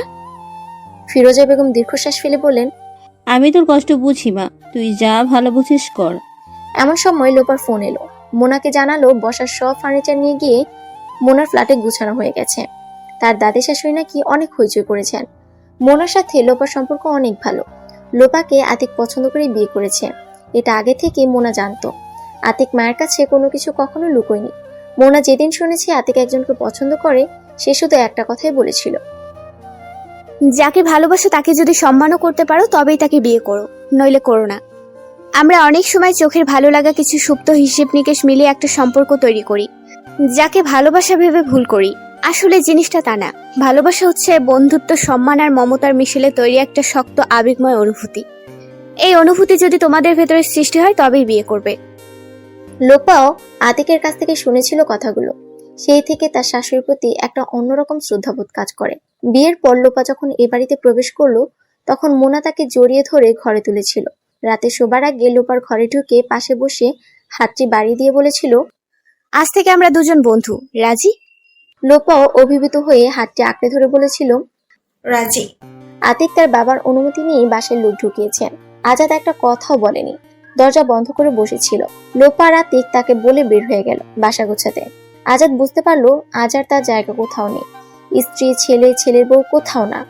আসলে দিন শেষে মানুষের অবলম্বন স্ত্রী, ছেলে, মেয়ে তো জীবনের পরিপূর্ণতা তো এখানেই। সে যে এই বন্ধন সৃষ্টি করতে পারেনি, নিজ হাতে দিনের পর দিন নিজেকে বিচ্ছিন্ন করেছে, আজ কি করে শতচ্ছিন্ন সম্পর্ক জোড়া লাগবে? তার কোনো পথ আছে কি? অনেকটা আনমনে ডায়েরিটা হাতে নেয় আজাদ। পৃষ্ঠা উল্টালে চোখে পড়ে, আজ নিজেকে নিজে প্রশ্ন করে দেখো তো, তুমি আমার সাথে যা করেছো এর বিনিময়ে তুমি কি পেয়েছো? তুমি আমার ভালোবাসা হারিয়েছো, আমার কাছ থেকে সম্মান হারিয়েছো, সহমর্মিতা হারিয়েছো। আমি তো মনে করি বউয়ের কাছ থেকে যে এই জিনিসগুলো পায় না সে অতি বড় দুর্ভাগা। বউকে যে বিপদে পাশে পায় না সে অভাগা। আজ তোমার ভাঙা সংসারের পূর্ণতা তোমার মা দিতে পারবে? মা একটা সুসজ্জিত সংসারের মধ্যমণি হয়ে থাকতে পারে। আজ তোমার শূন্য সংসারে তার স্থানটা কোথায়? মেয়েদের একটা সাইকোলজিক্যাল সমস্যা হয়ে থাকে ছেলেদের বিয়ের পরে, সেটা হলো আমার ছেলে হাতছাড়া হয়ে গেল, আর বোধ হয় আমাকে ভালোবাসবে না, আমি বোধ হয় সব হারালাম। ঠিক এইখানে একটা পুরুষের বিশাল দায়িত্ব থাকে মাকে আশ্বস্ত করার, তাকে বোঝানোর যে তুমি আমাকে হারাওনি, বরং এখন আমরা দুজনেই তোমার। আমাদের সবার উপরে তুমি ছায়া হয়ে থাকবে। তিনি যদি নিরাপত্তার অভাববোধ থেকে কোনো রকম ভুল আচরণ শুরু করেন, ছেলেটির ভূমিকা হলো সেটা শুধরে দেয়া। কিন্তু অনেক পুরুষ দেখা যায় সমস্যাটি এড়িয়ে যান, না দেখি না বুঝি ভাব করে। এতে সমস্যাটি একটা সময় গিয়ে জটিল হয়, আর তার পুরো দায়ভার গিয়ে পড়ে মেয়েটির ওপর। বউ ভালো না, কিছু ম্যানেজ করতে পারে না। আসলে এই ব্যর্থতা ছেলেটির।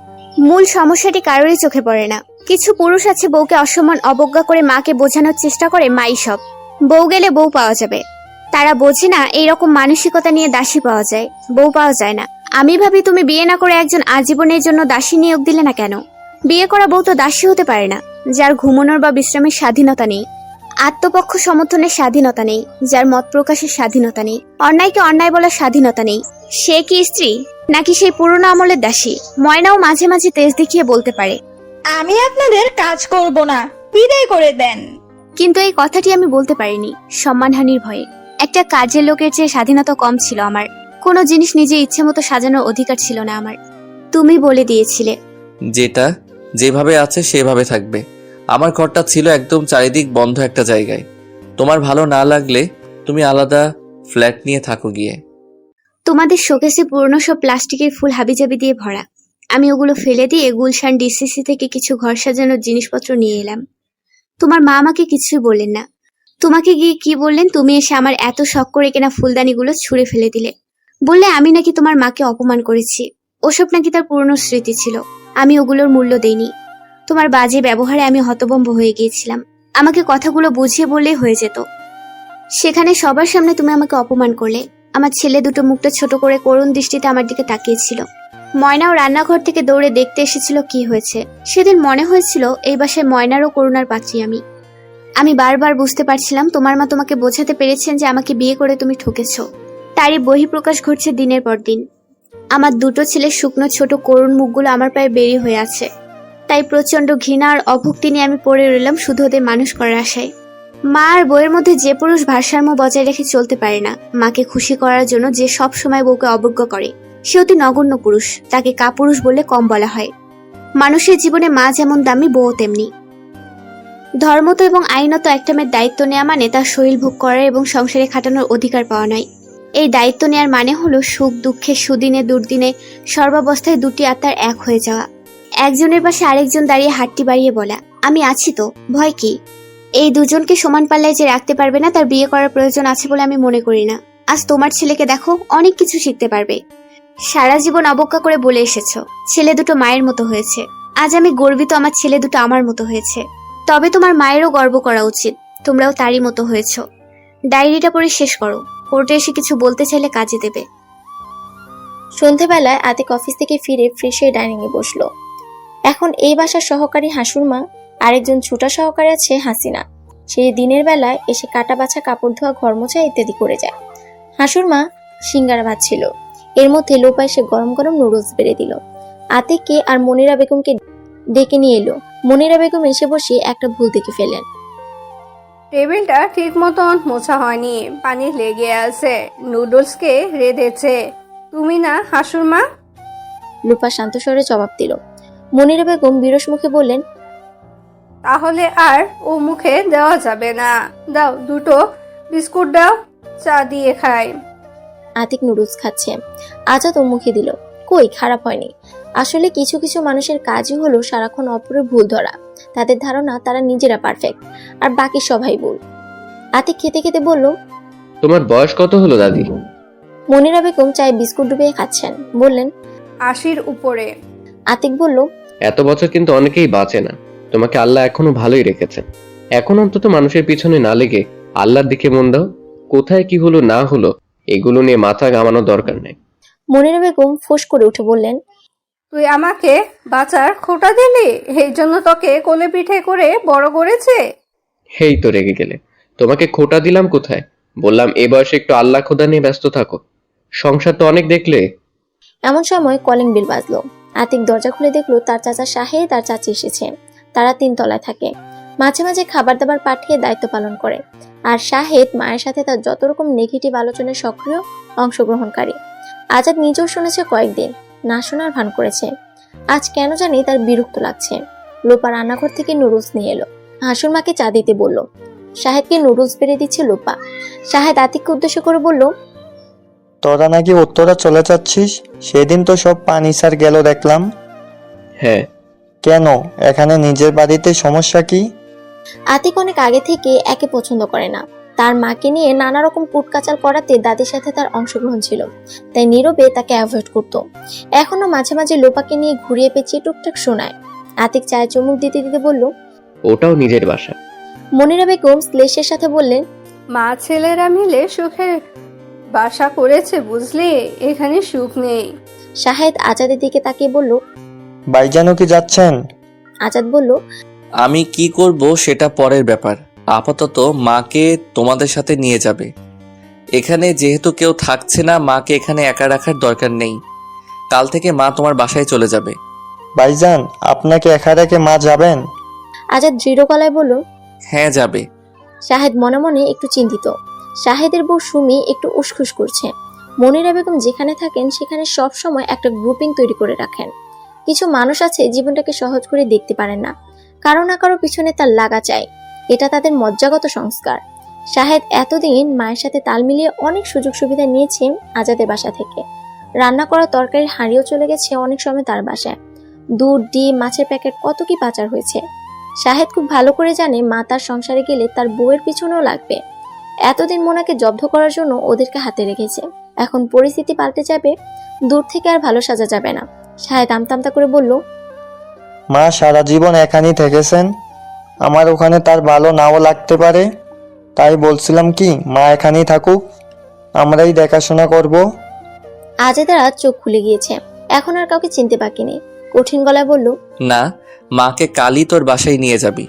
আমার এই বাসা আমি ভাড়া দিয়ে দেব।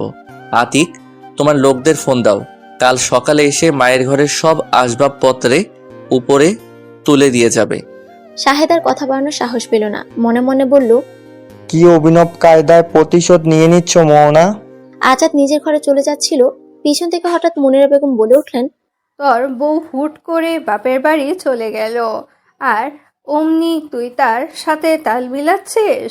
শোন, আমাদের গ্রামের একটা কথা প্রচলিত আছে, পুরুষ রাগলে হয় বাদশা আর মেয়ে মানুষ রাগলে হয় বেশ্যা। আতিক লোপাকে নিয়ে আজই মায়ের বাসায় উঠবে, তাই একটা ভালো পরিবেশ তৈরি করে বিদায় নিতে চেয়েছিল। সেটা আর হলো না। কথাটি শুনে তার মাথায় আগুন ধরে গেল। সে উঠে গিয়ে দাঁড়িয়ে বলল, তোমাকে যে সম্মান দিয়ে এসেছি এতদিন, আসলে তুমি তার যোগ্য নও। তুমি একটা নোংরা মনের মানুষ। আমার মা কি করে যে তোমাকে সহ্য করেছেন আমার ভাবতে অবাক লাগে। চলো লোপা, এখানে আর এক মুহূর্ত নয়। শাহেদ উঠে কিছু একটা বলার চেষ্টা করছিল, আতিক থামিয়ে দিয়ে বলল, ছোটবেলায় তোমার ঘাড়ে পিঠে চড়ে বড় হয়েছি, তোমাদের আদর ভোলার নয়, কিন্তু একটা ইনফিরিয়র কমপ্লেক্স থেকে তোমরা আমার মায়ের পিছনে লেগে থাকতে সবসময়। আমার মা সবসময় আমাদের বলতেন, তাদের সমস্যা আমার সাথে, তোমাদের দুই ভাইকে তারা ভালোবাসেন, তাদের সাথে কখনো খারাপ ব্যবহার করবে না।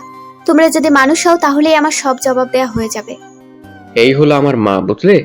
তার আর তোমাদের মধ্যে তফাৎটুকু নিজেরাই চিন্তা করে বের করে নিও। সবাই চুপ। আজাদ কিছু একটা বলার জন্য ফিরে দাঁড়িয়েছিল, এর মধ্যে একটা ফোন এলো। ফোনটা রিসিভ করে সে তার ঘরের ভিতর ঢুকে পড়ল। আতিক আর লোপা বের হওয়ার আগে আজাদকে বলতে গেল। আজাদ ফোন রেখে চুপ করে বসে আছে। আতিকের আজ খুব খারাপ লাগছে। এই বাবাকে বোঝার বয়স হবার পর থেকে আপন ভাবতে পারেনি, সবসময় এড়িয়ে চলেছে। বাবাও সবসময় বলতো, তোমরা তো তোমাদের মায়ের ছেলে, আজ তাকে ছেড়ে যেতে কেন জানি কষ্ট হচ্ছে। এটাই বোধহয় রক্তের টান। আতিক আজাদের পাশে বসে বলল, তোমাকে রেখে যেতে কষ্ট হচ্ছে বাবা।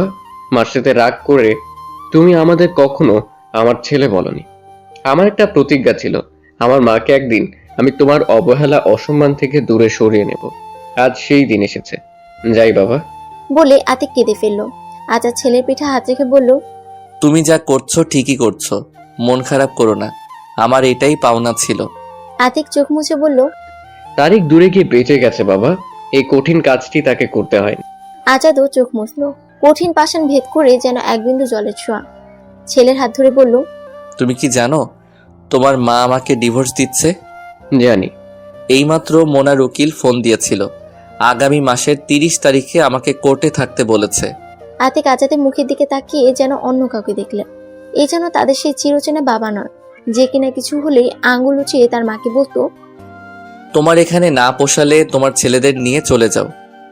মনটা ভেতরে ভেতরে গুমড়ে কাচ্ছে যেন। পরক্ষণে মনে হলো, আজ যদি তার মা আগের মতো মুখ বন্ধ করে সব মেনে নিত, তাহলে এই আজাদ আগের আজাদই থাকতো। আজ যদি মোনা এত বড় একটা প্রতিবাদী সিদ্ধান্ত না নিত, এই আজাদের মানসিকতা এতটুকু বদলাতো না। তার চেয়েই ভালো, যার যা পাও না তাই পাওয়া উচিত। আতিক শান্ত গলায় বলল, এটা মা আর তোমার ব্যাপার, আমার এখানে বলার কিচ্ছু নেই। আজাদ দীর্ঘশ্বাস ফেলে বলল, বুঝেছি, অবশ্য তোমাদেরও কোনো দোষ নেই। যাচ্ছ যাও, ভালো থেকো। নিচে নেমে গাড়িতে বসে আতিকের চোখ দিয়ে ঝরঝর করে পানি পড়ছে, আর মনে মনে ভাবছে আজ প্রতিষ্ঠিত অবস্থায়ও সে কি রকম দোটানায় পড়ে গেছে। একদিকে মা, আরেকদিকে বাবা। আতিক আজ উপলব্ধি করলো এজন্যই মা তাদের ছোটবেলায় এই সিদ্ধান্তটি নেননি। কচি মন এই বিচ্ছেদের কষ্ট হয়তো সহজে নিতে পারতো না, হয়তো বিভ্রান্ত হয়ে যেত মন। এই জন্যই মা সারাক্ষণ বলতেন, খুব ভালো মতো পড়াশোনা করবে, বাবা কি করলো না করলো এ নিয়ে মন ছোট করবে না, সব সময় মনে রাখবে তোমাদের মা আছে সাথে। এই কথাগুলি কি যে অনুপ্রেরণা দিত দুই ভাইকে। মা অসংখ্য কষ্ট সহ্য করে গেছে, তবু তাদেরকে অপরিণত বয়সে এত বড় মানসিক চাপ দিতে চায়নি, যার মুখোমুখি আজ সে হয়েছে। মা উকিল নোটিশ পাঠিয়েছে, পরিস্থিতি যেদিকে যায় যাক, মায়ের শান্তির জীবন সবকিছুর ঊর্ধ্বে। আতিকার লোপা চলে যাওয়ার পর আজাদ মোনার মায়ের বাসায় ল্যান্ডলাইনে ফোন দিল। ফিরোজা বেগম ধরলেন। আজাদ সালাম দিয়ে জিজ্ঞেস করলো, কেমন আছেন আম্মা? ফিরোজা বেগম একদম প্রস্তুত ছিলেন না, একটু থমকে গেলেন, সামনে নিয়ে বললেন, ভালো আছি। তা এত রাতে কি মনে করে? মোনার সাথে একটু কথা বলতে চাচ্ছি আম্মা। ও বোধহয় শুয়ে পড়েছে, আমি দেখছি। কতক্ষণ পর ফোন ধরে বললেন, ও তোমার সাথে কথা বলবে না। আম্মা একটা কথা বলি, মোনা যে উকিল নোটিশ পাঠিয়েছে আপনার কি কিছুই বলার নেই? ফিরোজা বেগম শান্ত অথচ দৃঢ়স্বরে বললেন, আমার কি কখনো কিছু বলা ছিল বাবা? তুমি যে আমার মেয়েকে দিনের পর দিন মানসিকভাবে নির্যাতন করে গেছো, আমি সব জেনেও কিছু বলতে পেরেছি না। একদিন তোমার মায়ের সাথে কথা বলতে গেলাম, উনি আমাকে বললেন আমি নাকি বেয়াদব মেয়ে পেটে ধরেছি, শিক্ষা দীক্ষা কিছু দেয়নি। তোমাকে একটা প্রশ্ন করি, আমার মেয়ে কখনো কি তোমার মায়ের সাথে ঝগড়াঝাটি করেছে? না। তাহলে আমার মেয়ে বেয়াদব হলো কি করে? জবাব নেই, তাই তো? সে সব হজম করে শুধু তোমার মুখের দিকে চেয়েছিল একটু পাশে পাওয়ার আশায়, একটু ভালোবাসার আশায়। তুমি কি তা দিতে পেরেছো? আজাদ চুপ করে রইল। ফিরোজা বেগম বলতে থাকলেন, শাশুড়ি হিসাবে বিন্দুমাত্র সম্মান আমাকে দাওনি তুমি। হাজার হাজার ছেলে মেয়ে আমার হাতে মানুষ হয়েছে, আর তুমি আমাকে বলেছো আমি নাকি আমার মেয়েকে শুধু ডিগ্রি দিয়েছি, শিক্ষা দিতে পারিনি। এখন আমার শিক্ষাহীন মেয়ে কি করবে না করবে সেটা তার ব্যাপার। ও ঘুম থেকে উঠলে কালকে তার সাথে কথা বলে নিও। এখন রাখছি। আজাদ ভালোভাবে বুঝতে পারলো মোনা জেগে আছে। মনিরা বেগম রাতে খাওয়ার জন্য ডাকলেন। আজাদ খাবে না বলার পরও এসে পিড়াপিড়ি করতে লাগলেন। মনিরা বেগম জানেন মোনা আলাদা হয়ে যাচ্ছে, ডিভোর্সের কথাটা উনি এখনো জানেন না। আজাদ শুয়েছিল, উঠে বসে বলল, তখন যে কথাটি বললে পুরুষ রাগলে হয় বাদশা আর মেয়ে মানুষ রাগলে হয় বেশ্যা, ওই মুহূর্তে মোনার উকিল ফোন দিয়েছিল, তাই তোমাকে জিজ্ঞেস করতে পারিনি। তোমাদের গ্রামের প্রচলিত কথা, এই কথাটি বলতে তোমার লজ্জা করলো না? তুমি একটা মেয়ে হয়ে আরেকটা মেয়েকে কিভাবে এ ধরনের কথা বললে? তোমার এসব অন্যায় কথাকে প্রশ্রয় দিতে গিয়ে আজ আমি বউ বাচ্চা সব হারাচ্ছি। কি লাভ হয়েছে মা তোমার এসব পলিটিক্স করে? কি পেয়েছো? তোমার জন্য আমাদের ডিভোর্স হয়ে যাচ্ছে। এবার খুশি তো? এইটাই তো চেয়েছিলে, তাই না? এবার তোমার ছেলে তোমারই থাকছে, আর কারোর সাথে টানাটানি করতে হবে না, মিথ্যে বদনাম বানিয়ে বানিয়ে বলতে হবে না। যাও এবার নিশ্চিন্তে ঘুমাও গিয়ে। মনিরা বেগম কিছুক্ষণ হাঁ করে ছেলের মুখের দিকে তাকিয়ে থাকলেন, তারপর মাথা নিচু করে হেঁটে চলে গেলেন নিজের ঘরে। কথাগুলি বলে আজাদ মনের ক্ষোভ ছাড়লো ঠিকই, কিন্তু নিজের কাছে সে কোনো কৈফিয়ত দিতে পারল না। কেন সে শুধুই একতরফা বিচার করেছে? কোনোদিন মোনার কোনো কথা কি সে শুনতে চেয়েছে? শুনতে চায়নি। মোনাকে বোঝার চেষ্টা কি কখনো করেছে? করেনি। তাহলে আজ সে কোন মুখে মোনার সামনে গিয়ে দাঁড়াবে? সেদিন সারা রাত আজাদের ঘুম হলো না। মোনাকে কয়েকবার ফোন দিয়েছিল, সুইচ অফ দেখাচ্ছে। কাল মোনার ছুটি শেষ, হয়তো কালই ঢাকায় চলে আসবে, পরশু কলেজে জয়েন করবে। হাজার হাজার বার ভেবে দেখেছে আজাদ মোনার সাথে দেখা করবে কিনা, কিন্তু বারবার মনে হচ্ছে যদি মোনা ফিরিয়ে দেয়, কলেজ থেকে ফিরিয়ে দিলে সবাই ব্যাপারটা জানবে। ফ্ল্যাটে গেলেও গেটে পারমিশন নাও দিতে পারে। আজীবনের দাম্ভিকতা তাকে বারবার বাধা দিচ্ছে। যদি মোনা তাকে সবার সামনে অপমান করে ফিরিয়ে দেয়, তার চেয়ে কলেজে জয়েন করার পর ফোন দিবে। সকালবেলা একটু চোখ লেগে এসেছিল, ফোনের শব্দে ঘুম ভেঙে গেল। ধর্মর করে উঠে দেখলো 9টা বাজে। ফোন বাজতে বাজতে কেটে গেল। অপরিচিত নাম্বার, কি হতে পারে ভাবতে ভাবতে আবার রিং হলো। আজাদ রিসিভ করলো। আতিক তার অফিসের নাম্বার থেকে ফোন দিয়েছে, বলল 3 জন লেবার পাঠিয়ে দিচ্ছে, বাসায় এসে তার দাদি জিনিসপত্র উপরে তুলে দিয়ে যাবে। আজাদ বলল 12টার দিকে পাঠাও। আজাদ বাইরে এসে দেখলো তার মায়ের দরজা বন্ধ। হাসুর মা এসে বলল, নাস্তা দিব ভাইজান?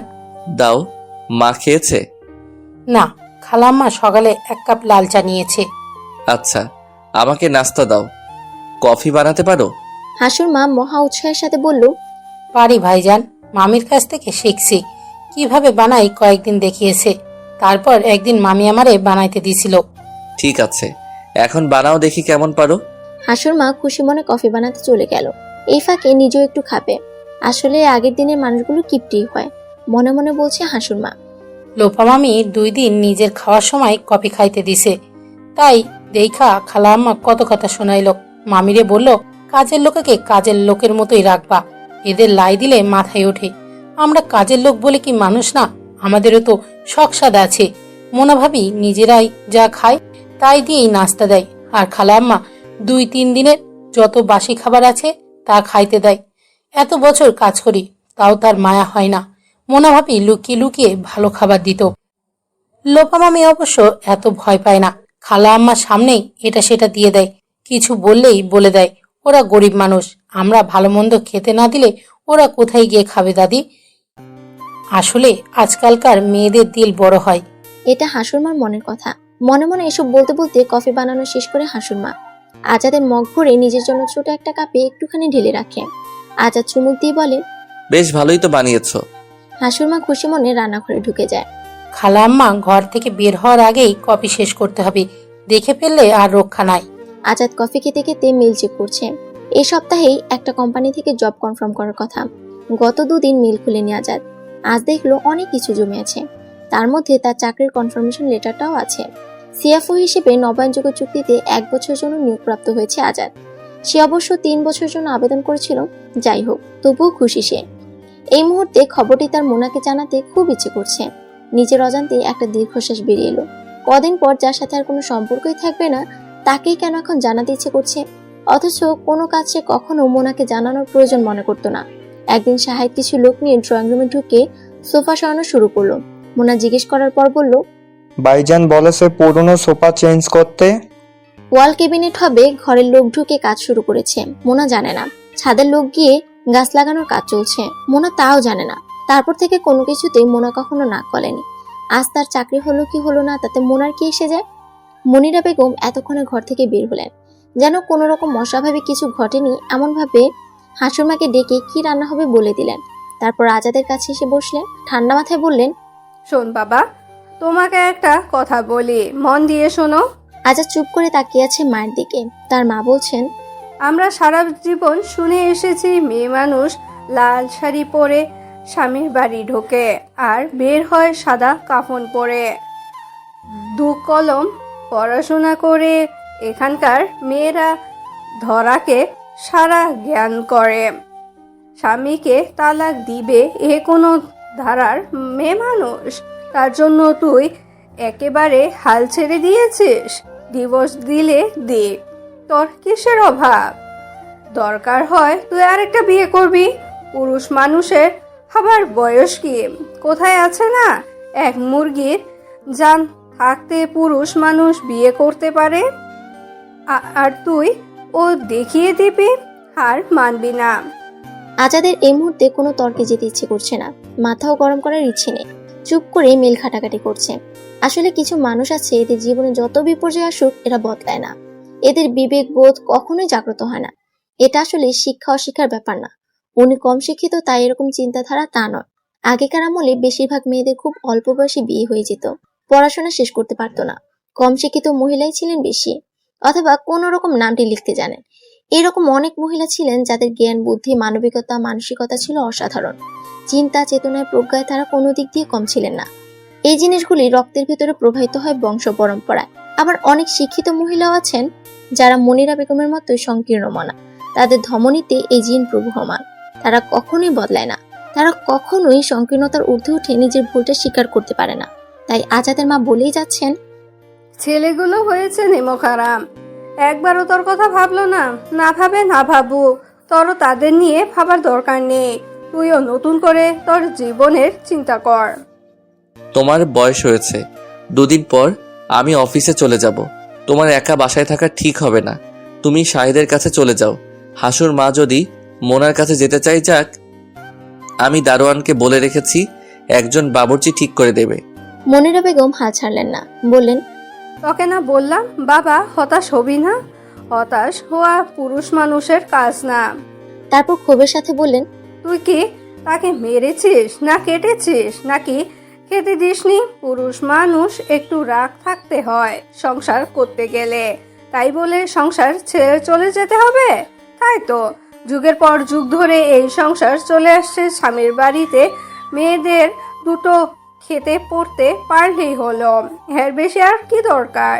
পুরুষ মানুষের অন্যায় অযৌক্তিক রাগ হজম করে কলের পুতুলের মতন মর্যাদাহীন জীবনযাপন করতে করতে কখন যে তাদের আত্মীয়টি মরে যেতে তারা মোটেও টের পেত না।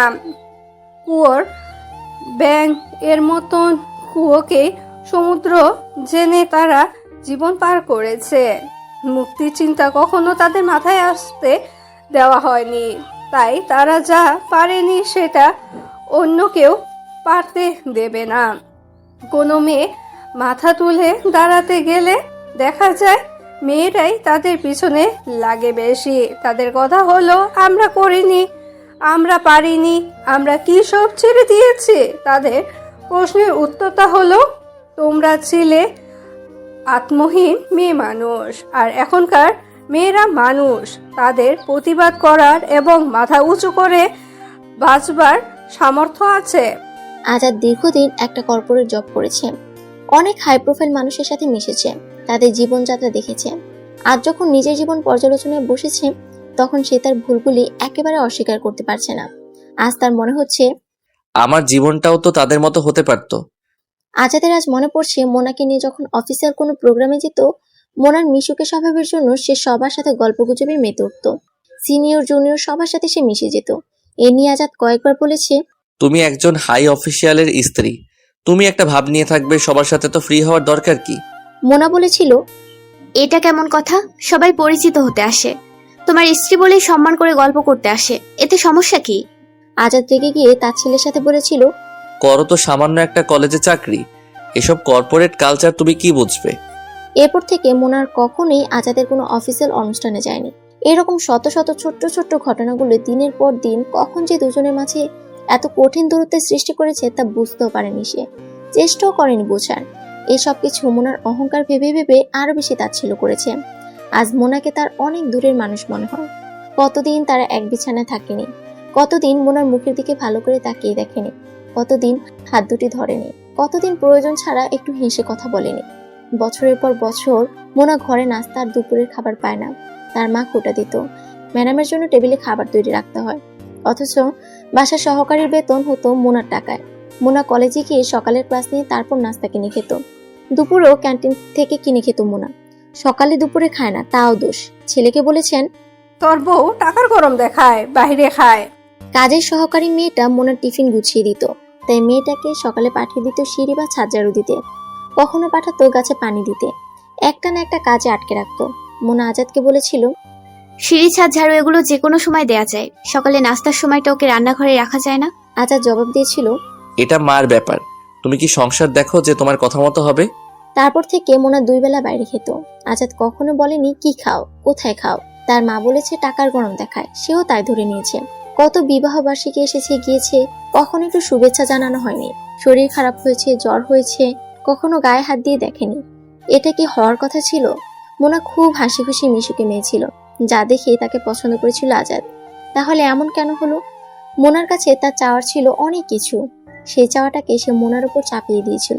তার চিন্তায় আসেনি চাপিয়ে দিয়ে কিছু পাওয়া যায় না, পেতে গেলে আগে দিতে হয়। কাউকে তার পাওনাটুকু দিয়ে পূর্ণ করলে তবেই না সে অন্যকে পূর্ণ করতে পারে। শূন্য মন নিয়ে মানুষ কখনোই কাউকে পূর্ণতা দিতে পারে না।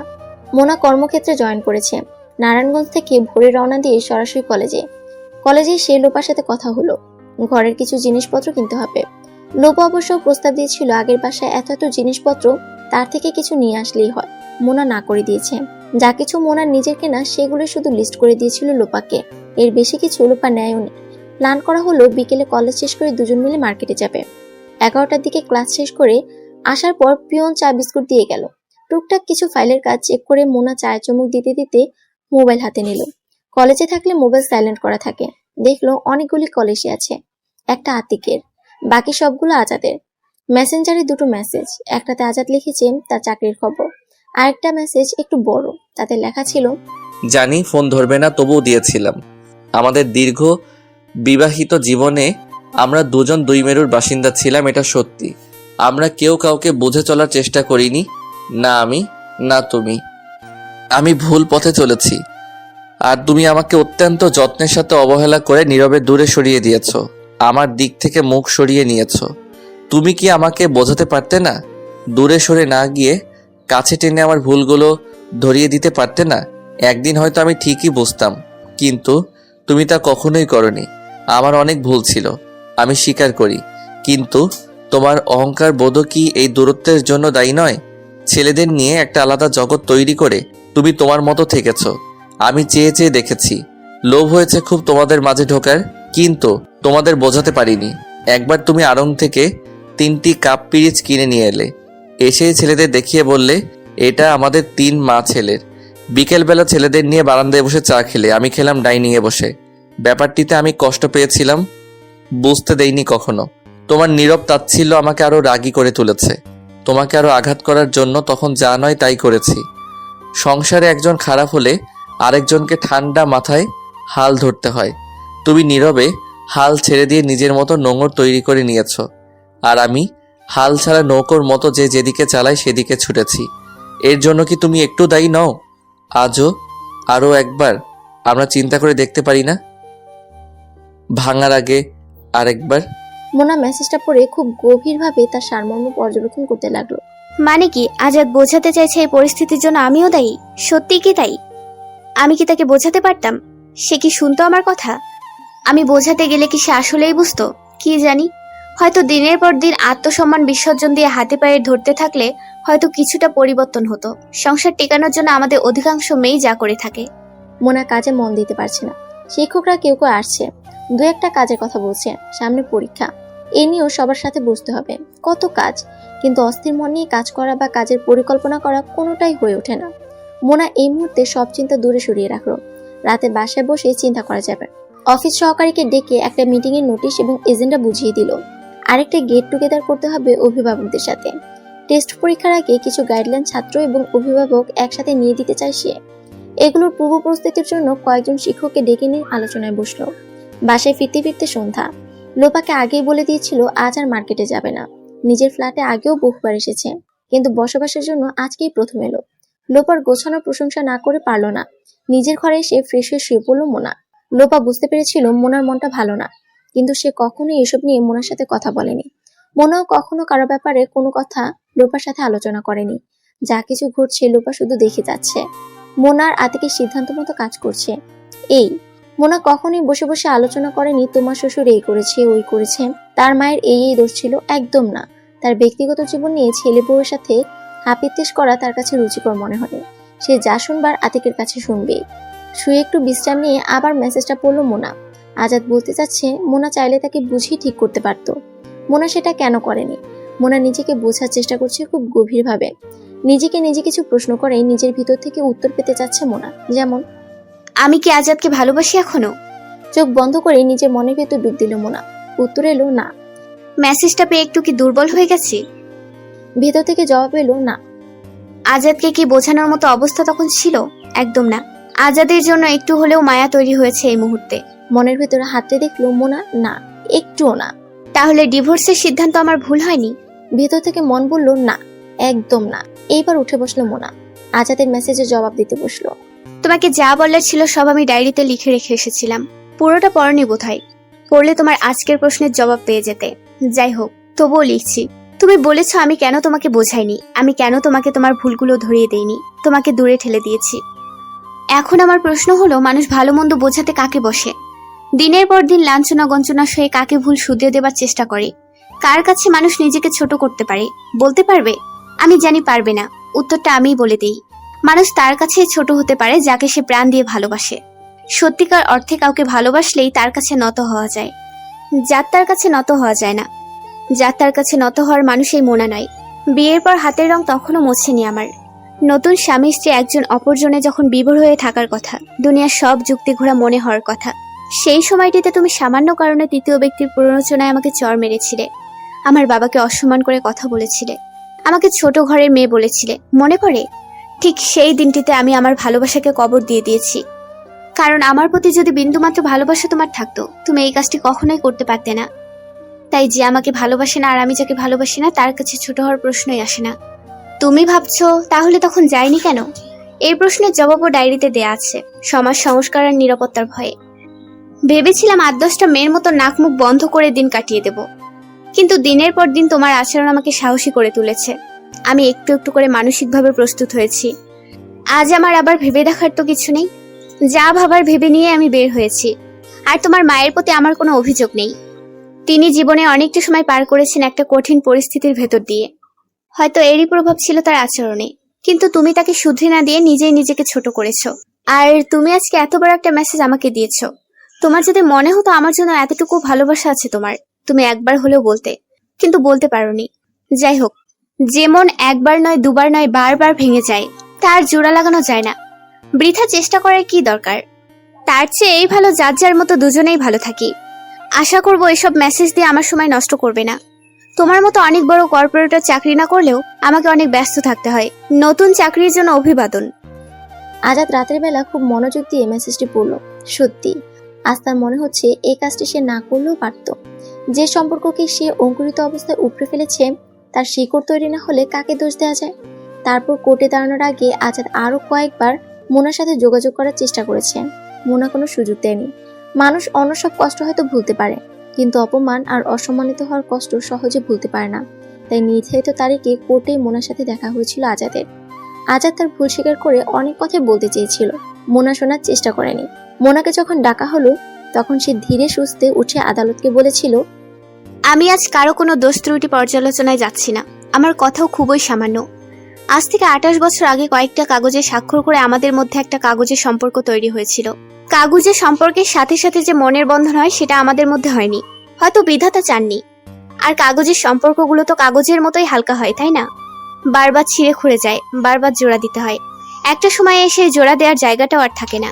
তাই আজ আমি সেই কাগজে আবার স্বাক্ষর দিয়ে এই সম্মানহীন সম্পর্কের ইতি টানতে চাচ্ছি। এর বেশি আমার আর কিছু বলার নেই। সমাপ্ত।